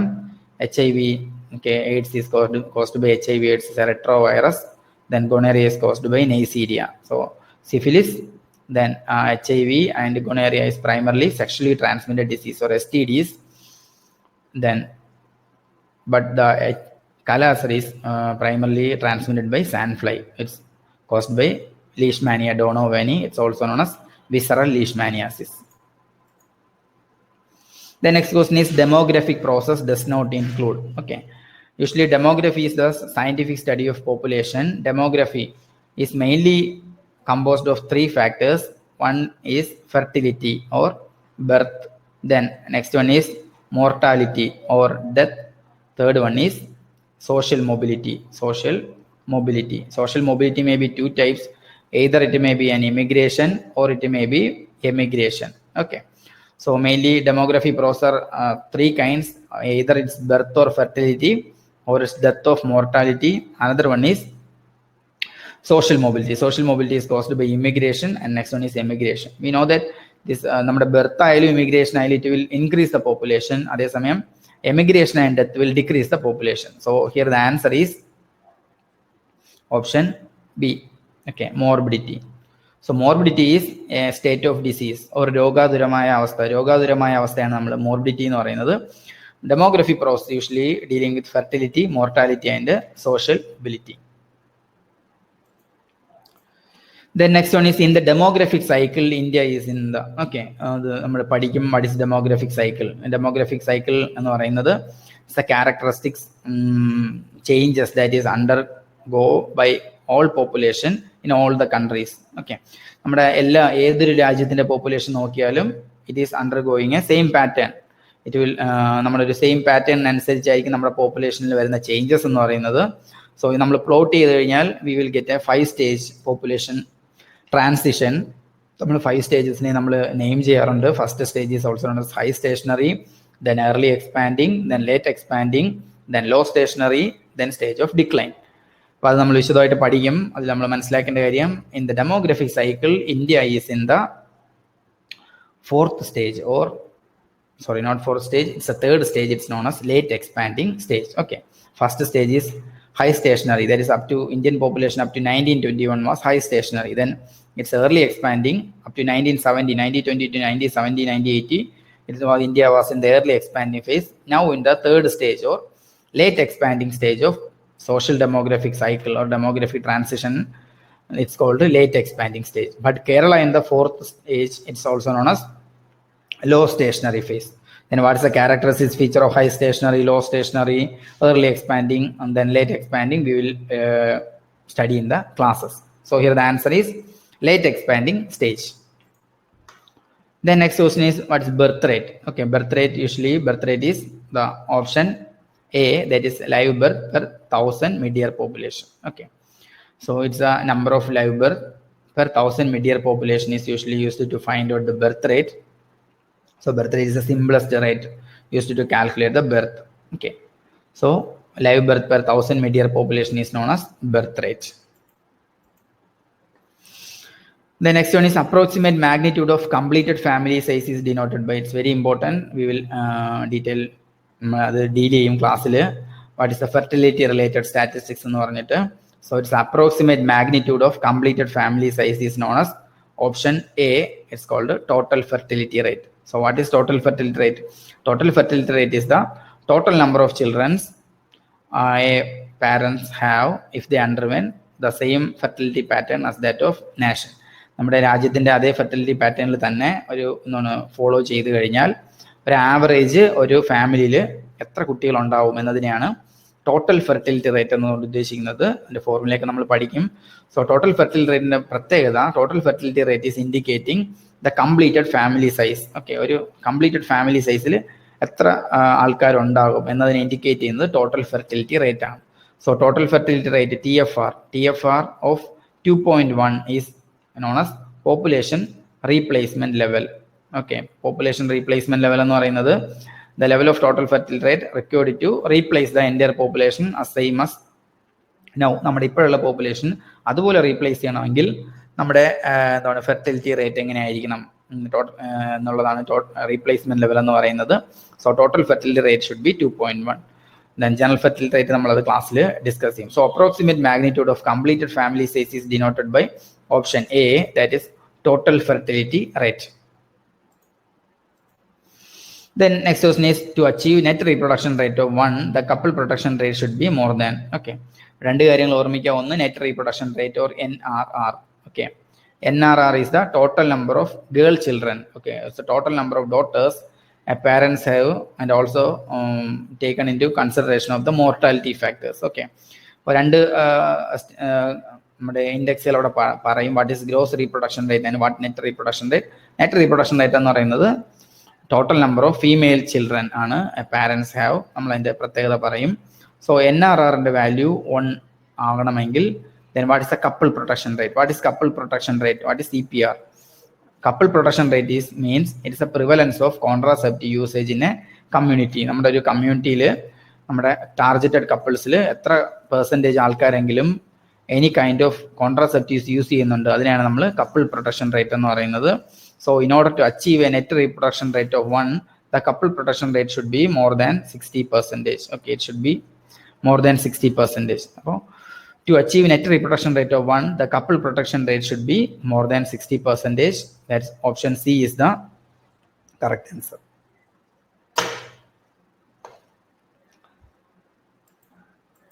Then next question is contraceptive efficacy is measured by. Okay, what is contraceptive measures? Contraceptives എന്ന് പറയുന്നത് family planning measures or birth controlling മെഷേഴ്സിനാണ് നമ്മൾ commonly contraceptives എന്ന് പറയുന്നത്.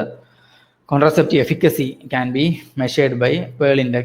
Okay, we can use Pearl Index and we can also use life table. So here the answer is option B, Pearl Index and life table analysis. Okay, what is Pearl Index and what life table analysis we will deal in class. അപ്പോൾ നമ്മുടെ ക്ലാസ്സിൽ നമ്മൾ പറയും. So Pearl Index and life table analysis ആണ് നമ്മുടെ contraceptive efficacy measure ചെയ്യാനായിട്ട് നമ്മൾ use ചെയ്യുന്ന യൂഷ്വൽ ഇൻഡെക്സുകളെന്ന് മനസ്സിലാക്കുക.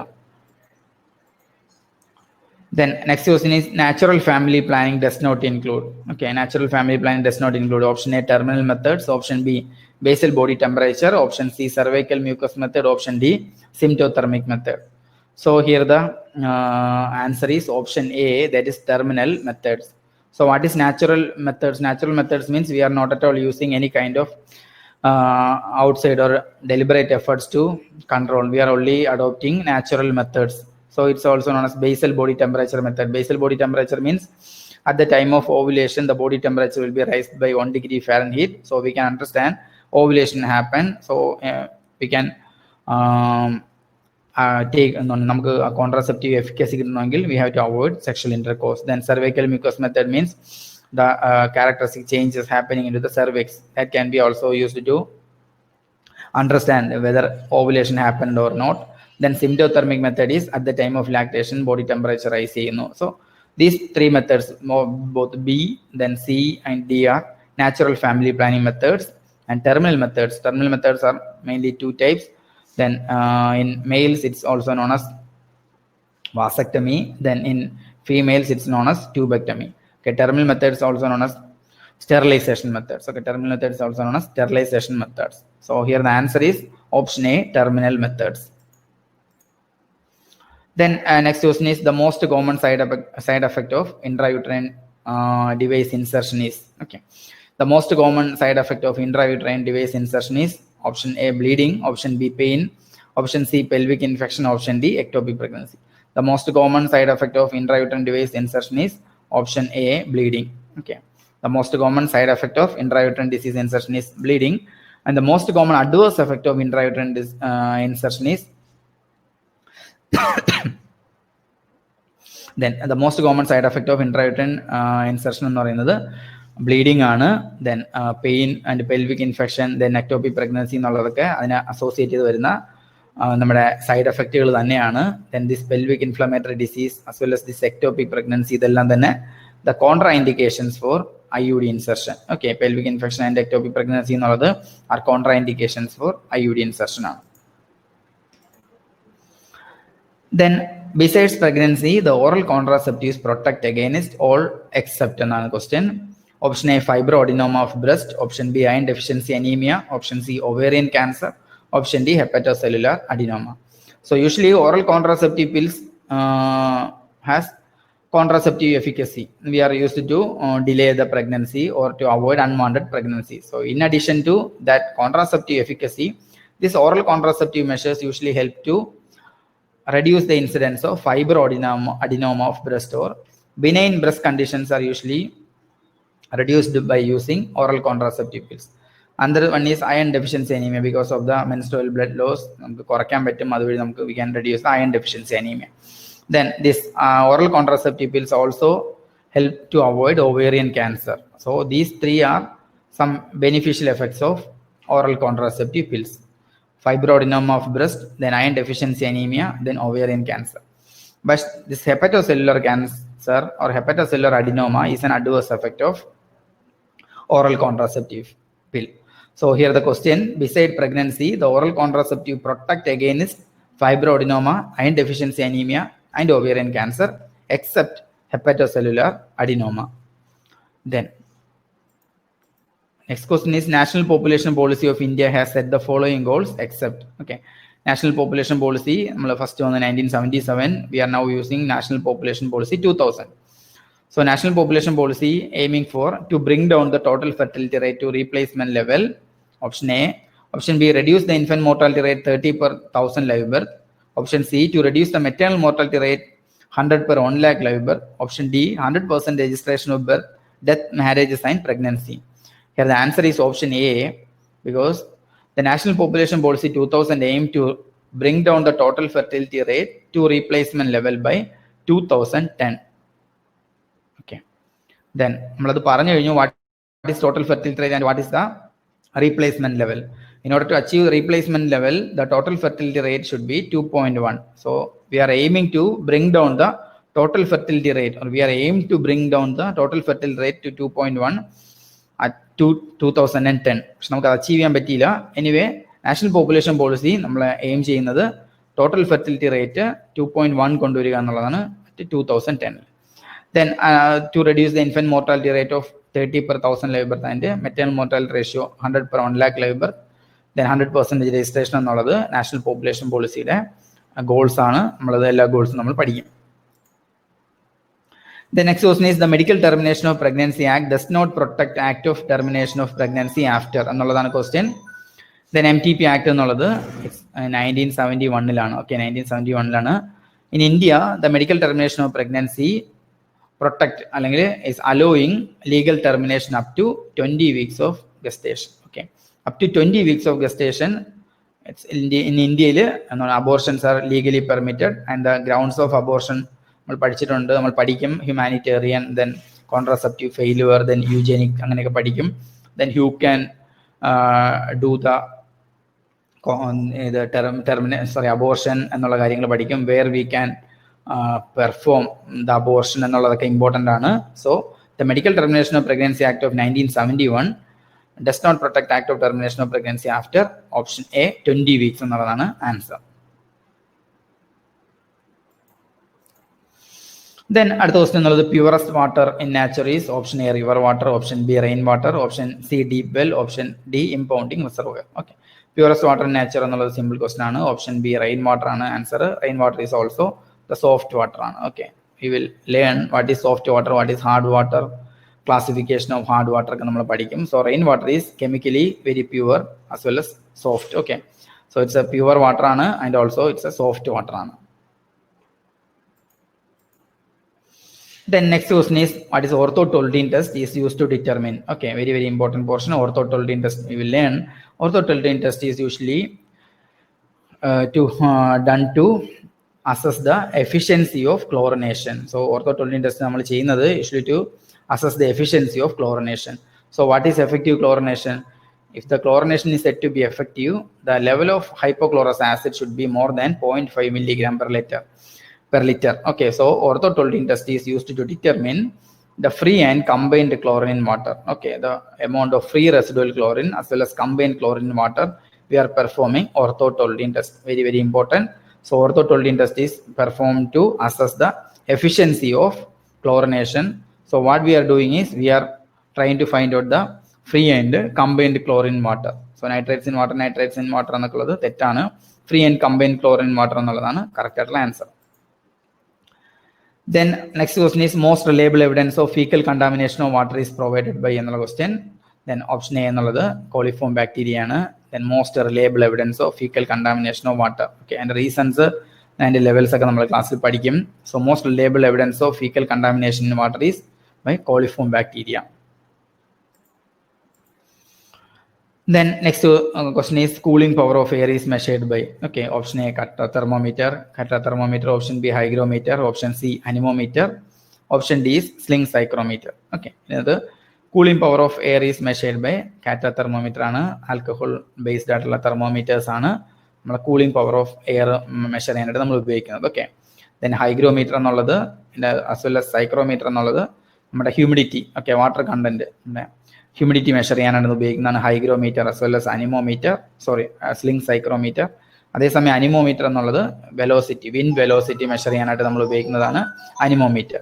So cooling power of air is measured by kata thermometer എന്നുള്ള കാര്യം ഓർമ്മിക്കുക. Okay, hygrometer and sling psychrometer is for നമ്മുടെ ഹ്യൂമിഡിറ്റി മെഷർ ചെയ്യാനാണ്. Then next one is an upper limit of noise which people can tolerate without damage to their hearing. Okay, question ഇതായിരുന്നു.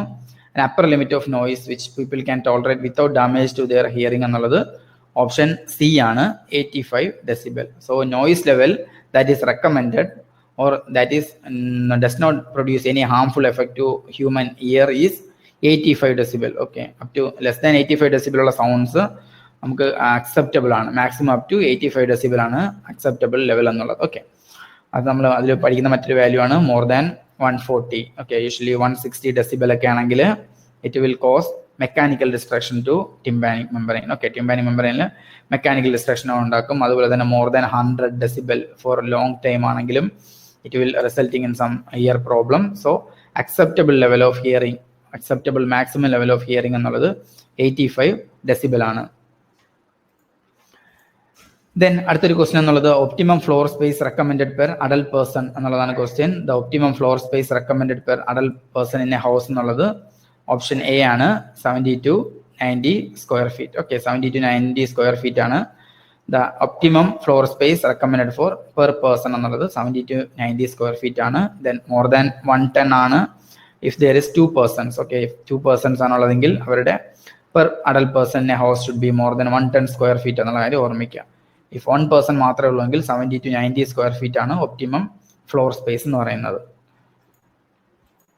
Then next question, all the following are methods of sewage disposal except. Okay, sewage disposal, types of sewage disposal, what is sewage, what is sewerage, what is sullage, then അതൊക്കെ നമ്മൾ പഠിക്കും.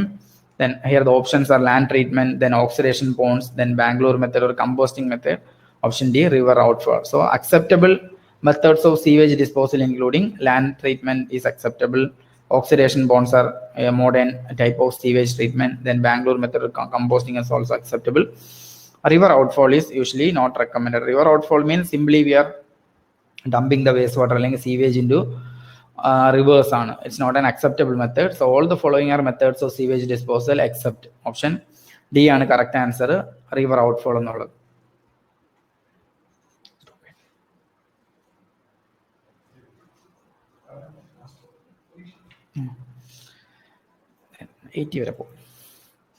Then next question, what is the color coding of bag in hospitals to dispose of human anatomical waste such as body parts എന്നുള്ളതാണ് question. Then biomedical waste management നമ്മൾ പഠിക്കും. Biomedical waste മാനേജ്മെന്റും colour കോഡിങ്ങും അതിനകത്തുള്ളത് പ്രധാനമായിട്ടുള്ളത്. then option A yellow color, option B black color, option C red color and option D blue color. Okay, then color coding of bag in hospital to dispose of human anatomical waste എന്ന് പറയുന്നത് option A ആണ്. then yellow containers. Okay, usually yellow containers are used to dispose human anatomical waste. Then this red containers are usually used to, നമ്മൾ red containers use ചെയ്യുന്നത് plastic വേസ്റ്റിനൊക്കെയാണ്. then black container എന്ന് പറഞ്ഞാൽ നമ്മുടെ cytotoxic ആയിട്ടുള്ള വേസ്റ്റുകൾ dispose ചെയ്യാനാണ് black containers. Okay, so yellow containers are used to hospitals to dispose of human anatomical waste എന്നുള്ള കാര്യം ഓർമ്മിക്കാം. Then അടുത്ത next question, during a disaster, rapidly classifying the injured on the basis of likelihood of their survival with prompt medical intervention is a part of. Okay, during a disaster, rapidly classifying the injured on the basis of likelihood of their survival is known as. Options എന്നുള്ളത് option A search, rescue and first aid, option B triage, option C tagging, option D disaster mitigation. So here the answer is option B triaging. So what is triaging? Triaging is rapidly classifying the injured, especially at the time of disaster or emergency, on the basis of likelihood of their survival. അവരെ survive ചെയ്യാനുള്ള chance എത്ര മാത്രമാണ്, so that our efficiency of manage നമുക്ക് improve ചെയ്യാൻ പറ്റും. since our resources are very limited, we can't use it for everyone. അപ്പോൾ നമ്മൾ സർവൈവലിൻ്റെ ഒരു ബേസിസിൽ if you are scientifically classifying the individuals, it's called triaging. Color coding are there. Red color for the very important or very immediate priority എന്ന രീതിയിൽ. Then green color is നമ്മുടെ least priority ആണ്. Then black color എന്നുള്ളത് death person ആണ്. So we are using color coding system usually for triaging. Triaging means we are classifying the injured person on the basis of likelihood of their survival. Okay. Then next question is safety officers have to be appointed in factories where number of workers is more than. Okay, option A 500, option B 2000, option C 1000, option D 5000. Okay, ESA Act of recommend ചെയ്യുന്നത് there should be safety officers should be there if the number of workers is more than 1000. Okay, more than 1000 workers ഉണ്ടെങ്കിൽ there should be a safety officer should be available. Then next question is white fingers may result from which of the following occupational hazards? Okay, option A heat, option B UV radiation, option C vibration, option D cold. Okay, white fingers എന്നുള്ളത് usually an occupational hazard ആണ് or environmental hazard occurs due to chronic exposure with cold. Okay, so answer is cold. So white fingers it's also known as Raynaud's syndrome, Raynaud's phenomenon എന്നൊക്കെ പറയും. It's white നമ്മുടെ due to hypoxic ആയിട്ടുള്ള changes വരുന്നതാണ് in ഫിംഗേഴ്സിൽ. It's due to chronic exposure with cold എന്ന കാര്യം മനസ്സിലാക്കുക. So white fingers എന്നുള്ളത് കോൾഡ് എക്സ്പോഷറിൽ വരുന്നതാണ്. ദെൻ നെക്സ്റ്റ് ക്വസ്റ്റൻ എന്നുള്ളത് respirable dust responsible for pneumoconiosis has a size limit of. Okay, pneumoconiosis എന്നുള്ളത് a group of respiratory conditions ആണ് that may result from exposure with dust particle. Okay, dust പാർട്ടിക്കിൾസിന്റെ exposure കാരണം ഉണ്ടാകുന്ന the group of respiratory conditions are known as pneumoconiosis. That different types are there: asbestosis, silicosis, then byssinosis, then bagasosis, then anthracosis, siderosis. അങ്ങനെയൊക്കെ പറഞ്ഞിട്ട് ഒത്തിരി എണ്ണം ഉണ്ട്. Then usually the respirable dust size of less than 5 microns are resulting in then pneumoconiosis. അപ്പോൾ pneumoconiosis എന്നുള്ളത് respirable dust of size less than 5 microns ആണ് നമ്മുടെ pneumoconiosis ഉണ്ടാക്കുന്നത്. ഓക്കെ, നെക്സ്റ്റ് ക്വസ്റ്റൻ എന്നുള്ളത് under ESA act sickness benefit is given for a period of എന്നുള്ളതാണ്. Okay, ESA act 1948 പറയുന്നത് then the sickness benefit should be maximum up to 91 days എന്നുള്ളത്. Option C ആണ് correct answer. Option A 17 days, option B 39 days, option C 91, option D 117 എന്നായിരുന്നു. Option C 91 days എന്നുള്ളതാണ് correct answer. So അതിനകത്ത് ഒന്ന് രണ്ട് provisions പിന്നെയും വരും ESA ആക്ടിനകത്ത്. സോ അവരുടെ കോൺട്രിബ്യൂഷൻ പീരീഡ് എന്നുള്ളത് should be more than 78 days എന്നുള്ളതായിരിക്കണം. ദെൻ അങ്ങനത്തെ ഒരു കാര്യം ഓർമ്മിക്കുക. മാക്സിമം സിക്നസ് ബെനിഫിറ്റ് എന്നുള്ളത് 91 days ആണ്. Okay, 91 days. Then next question എന്നുള്ളത് headquarters of food and agricultural organisation FAO is situated in option A New York, option B Rome, option C Brussels and option D Bonn. Okay, the headquarters of FAO എന്ന് പറയുന്നത് answer option B ആണ്, Rome ആണ് correct answer. Okay, the headquarters of food and agricultural organisation is situated in Rome. നമ്മൾ പഠിക്കും. Then the headquarters of WHO എന്നുള്ളത് in ജനീവയാണ്. The headquarters of UN എന്ന് പറയുന്നത് New York ആണ്. Head quarters of UNICEF എന്ന് പറയുന്നത് New York ആണ്. ദെൻ ILO അങ്ങനെയുള്ള ഓർഗനൈസേഷൻ്റെ ഹെഡ് ക്വാർട്ടേഴ്സ് നമ്മൾ നോക്കും. Then next question is DOTS indicates. Okay, DOTS എന്നുള്ളത് അറിയാം. ഡോട്ട്സ് എന്നുള്ളത് RNDCP ഒരു സ്ട്രാറ്റജിയാണ്. Directly observe treatment short course. What is DOTS indicate? Option A short time treatment under supervision, option B short time treatment without supervision, option C long time treatment with supervision, option D long time treatment without supervision. So answer എന്നുള്ളത് it's a short time treatment under supervision. So DOT strategy എന്നുള്ളത് it's a direct observe treatment short course ആണ്. It's a short time treatment under supervision in order to increase the adherence to treatment. So നമുക്ക് അതിൻ്റെ ഒരു default വരാതിരിക്കാനുള്ള നമ്മുടെ ഒരു സ്ട്രാറ്റജിയാണ് DOTS എന്നുള്ളത്. Then next question is integrated management of neonatal and childhood illness. IMNC includes all except option A malaria, option B respiratory infections, option C diarrhea, option D tuberculosis. So here answer എന്നുള്ളത് option D ആണ്, tuberculosis. All the other condition usually malaria, then measles, malnutrition, respiratory infections and diarrhea is managed under IMNC. IMNC എന്ന് പറയുന്നത് ഒരു case management മെത്തേഡാണ്.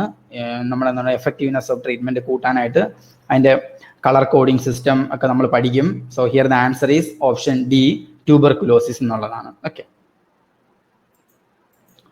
Then next question is, what is the elemental iron and folic acid contents of pediatric iron folic acid tablets supplied under reproductive and child health program? Okay, RCH program അല്ലെങ്കിൽ നമ്മുടെ national nutrition anaemia prophylaxis programme പ്രകാരം the dose of elemental iron and folic acid for childrens or paediatric age group less than 5 years എന്നുള്ളത് option A ആണ്. 20 milligram iron and 100 microgram of folic acid. Okay, option A ആണ് 20 milligram iron and 100 microgram of folic acid. Then അതേസമയം 6 to 12 years ആണെങ്കിൽ then it should be 30 milligram of elemental iron and 250 microgram of folic acid ആണ്. Okay, അതേസമയം in adult especially pregnant ladies ഒക്കെ ആണെങ്കിൽ 100 milligram of iron and 500 microgram of folic acid. So here answer is option A, 20 milligram of elemental iron and 100 microgram of folic acid.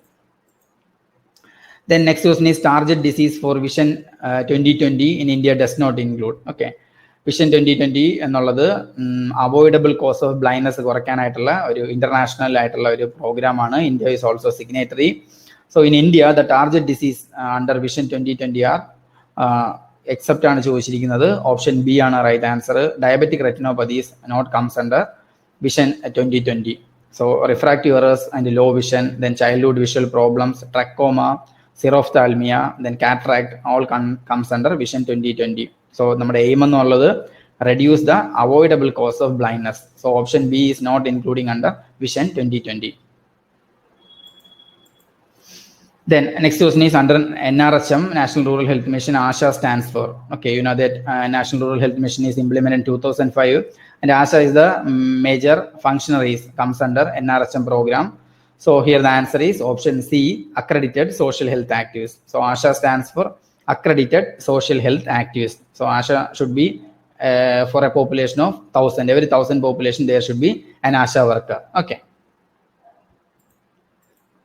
Then next question is under AFP surveillance, then acute flaccid paralysis surveillance, follow-up examination is done after. Okay, 15 days of onset of paralysis, 33 days of onset of paralysis, 60 days of onset of paralysis and 93 days of onset of paralysis. So AFP acute flaccid paralysis എന്നുള്ളത് sometime there may be cases of paralysis may occur as an adverse effect of OPV administration. So ആ ഒരു സന്ദർഭത്തിൽ we should do our follow-up examination within 60 days of onset of paralysis. So option C is the correct answer. So we will learn what is AFP surveillance and what is vaccine-derived paralytic polio. Then what is the immediate examination, what is the follow-up examination. Here the answer is option C, 16 days of onset of paralysis. The next question is, lecture method of teaching is a type of. Option A, Socratic method. Option B, didactic method. Option C, non-verbal communication. Option D, visual communication.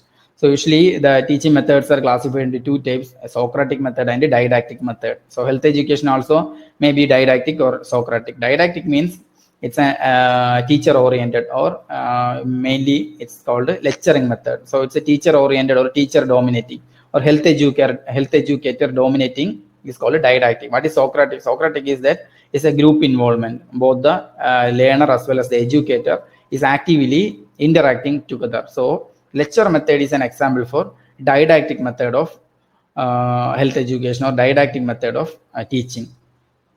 Then next question is, principles of health education include all except. So we will learn what are the principles of health education. Then what are the main principles of health education are participation, then motivation, then reinforcement, then credibility. Like that, there are so many principles are there.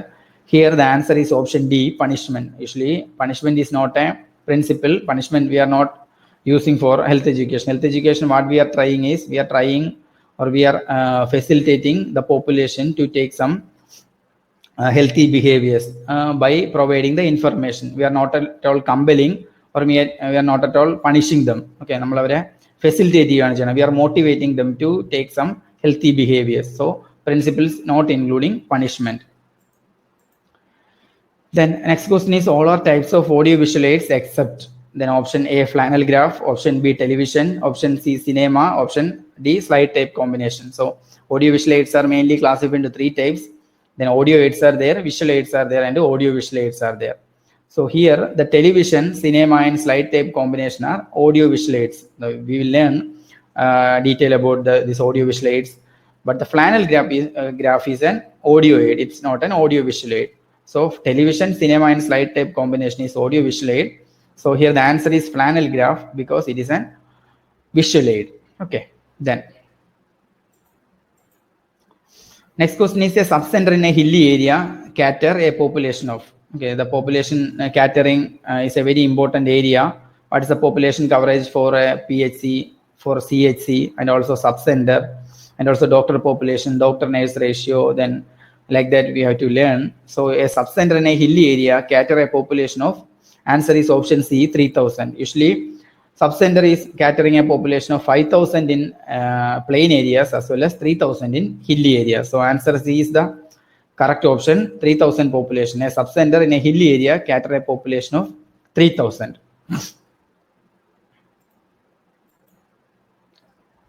Then next question is elements of primary healthcare include all the following except. So elements of primary health education is very much important topic. There is a pneumonym also is there, element. So elements including adequate supply of safe water and basic sanitation, then providing essential drugs, then health education, then treatment of endemic disease, then immunization, like that. There are 8 essential elements are there. Here the answer is option C, sound referral system. So referral system is not an essential component of primary healthcare. Okay, it's not an essential primary element of primary healthcare. All other adequate supply of safe water, then providing essential drugs and health education are elements, not the sound referral system. So C is the correct answer. Then next question is the Alma-Ata conference was held in. Okay, Alma-Ata conference is a very important conference in international health because in Alma-Ata conference we adopted primary healthcare as the strategy to achieve health for all by 2000 AD, and the Alma-Ata conference was held in 1978. Okay, option D is the correct answer. Alma-Ata conference was held in 1978. Option D. Then next question is 3 million plan was proposed by. Okay, 3 million plan was proposed by option A, and then Kartar Singh committee, then option B Mudaliar committee, option B C Srivastava committee, option D Bohr committee. Okay, 3 million plan എന്നുള്ളത് is a proposal, long term proposal by Bohr committee ആണ്. Bohr committeeയിലെ ഒരു long term proposal. Bohr committee contain both the short term proposals as well as long term proposals, in which a long term proposal is 3 million plan. Okay, Bohr committee എന്നുള്ളത് it's an appointed in 1943, then submitted their report in 1946. It's also known as Health Survey and Development Committee. So 3 million plan was proposed by Bohr committee. Okay, Mudaliar committee is Health Survey and Planning Committee, and Kartar Singh committee is Committee on Multi-Purpose Worker. Then next question is national health policy was adopted in the year of, okay, option 1978, 1983, 1987, and 2002. So national health policy, first national health policy was adopted in 1983. Then subsequent national health policies are there, 2002 and 2017.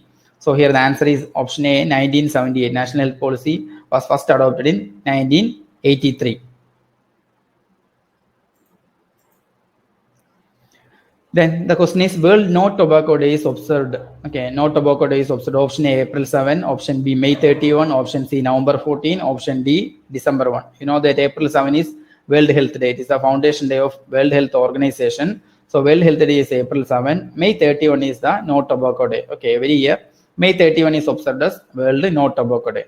November 14 both നമ്മുടെ Children's Day ആണ്, അതുപോലെ തന്നെ World Diabetic Day ആണ്. December 1 is World AIDS Day. So World No Tobacco Day is observed on November 14. Sorry, May 31. Okay, May 31 is the World No Tobacco Day. Then all the following are included in the Human Development Index except. Okay, Human Development Index എന്നുള്ളത് ഒരു ഏരിയയുടെ human development അല്ലെങ്കിൽ socio educational and ആയിട്ടുള്ള ഡെവലപ്മെന്റിനെ കാണിക്കുന്ന ഒരു index ആണ്. Then HDI human development ഇൻഡെക്സിനകത്ത് മെയിൻലി 3 കമ്പോണൻസ് ആണ് വരുന്നത്. That's including life expectancy at birth, then mean years of schooling or primary education, then per capita income. Okay, അപ്പോൾ the exception ഇവിടുത്തെ ക്വസ്റ്റ്യൻ ആൻസർ എന്ന് പറയുന്നത് infant mortality rate. Infant mortality rate does not comes under human development index. Okay, life expectancy at birth, then mean years of schooling and per capita income are the three components of human development index. It's a very important portion. Then Indian ranking ഒക്കെ നമുക്ക് പഠിക്കാനുണ്ട്. Then question is most universally accepted indicator of health status of whole population and their socio-economic condition among the following. Okay, the single most indicator which is most sensitive, which is most accurate to the social status of a community is option C, infant mortality rate. So most universally accepted indicator of social status of whole population and their socio-economic condition is infant mortality rate, option C. MMR is maternal mortality ratio, that's the number of maternal death associated with pregnancy per 1 lakh, then live birth. Then life expectancy is an average number of years a person will live. Then IMR, infant mortality rate, there is the number of child death before 1 year per 1,000 live birth. Then disease notification rate. Here the answer is most universally accepted indicator of social status or social welfare of a society is option C, infant mortality rate. Then last question, which of the following vaccine is contraindicated in pregnancy? Then the vaccine contraindicated in pregnancy, that's a very much important question. The vaccines contraindicated in pregnancies are live vaccines. All live vaccines are contraindicated in pregnancy. Okay, it's a very important question. All the live vaccines are contraindicated in pregnancy. So here the options are option A, Salk polio vaccine, option B, hepatitis B vaccine, option C, rabies vaccine, option D, rubella vaccine. Okay, so here all the live vaccines are contraindicated in pregnancy. Here the live vaccine is rubella vaccine. So rubella vaccine is absolutely contraindicated in pregnancy because one reason is it is a live vaccine. Another thing is that it will cause congenital rubella syndrome that we will learn. So rubella vaccine is absolutely contraindicated in pregnancy. So ഇത്രയും questions ആണ് നമ്മുടെ model എക്സാമിന് ഉണ്ടായിരുന്നത്. So നമുക്ക് ഇനിയും question papers നമുക്ക് discussions ഉണ്ട്. So എല്ലാവരും പഠിക്കുക. നമുക്ക് നെക്സ്റ്റ് ഡിസ്കഷനായിട്ട് മീറ്റ് ചെയ്യാം.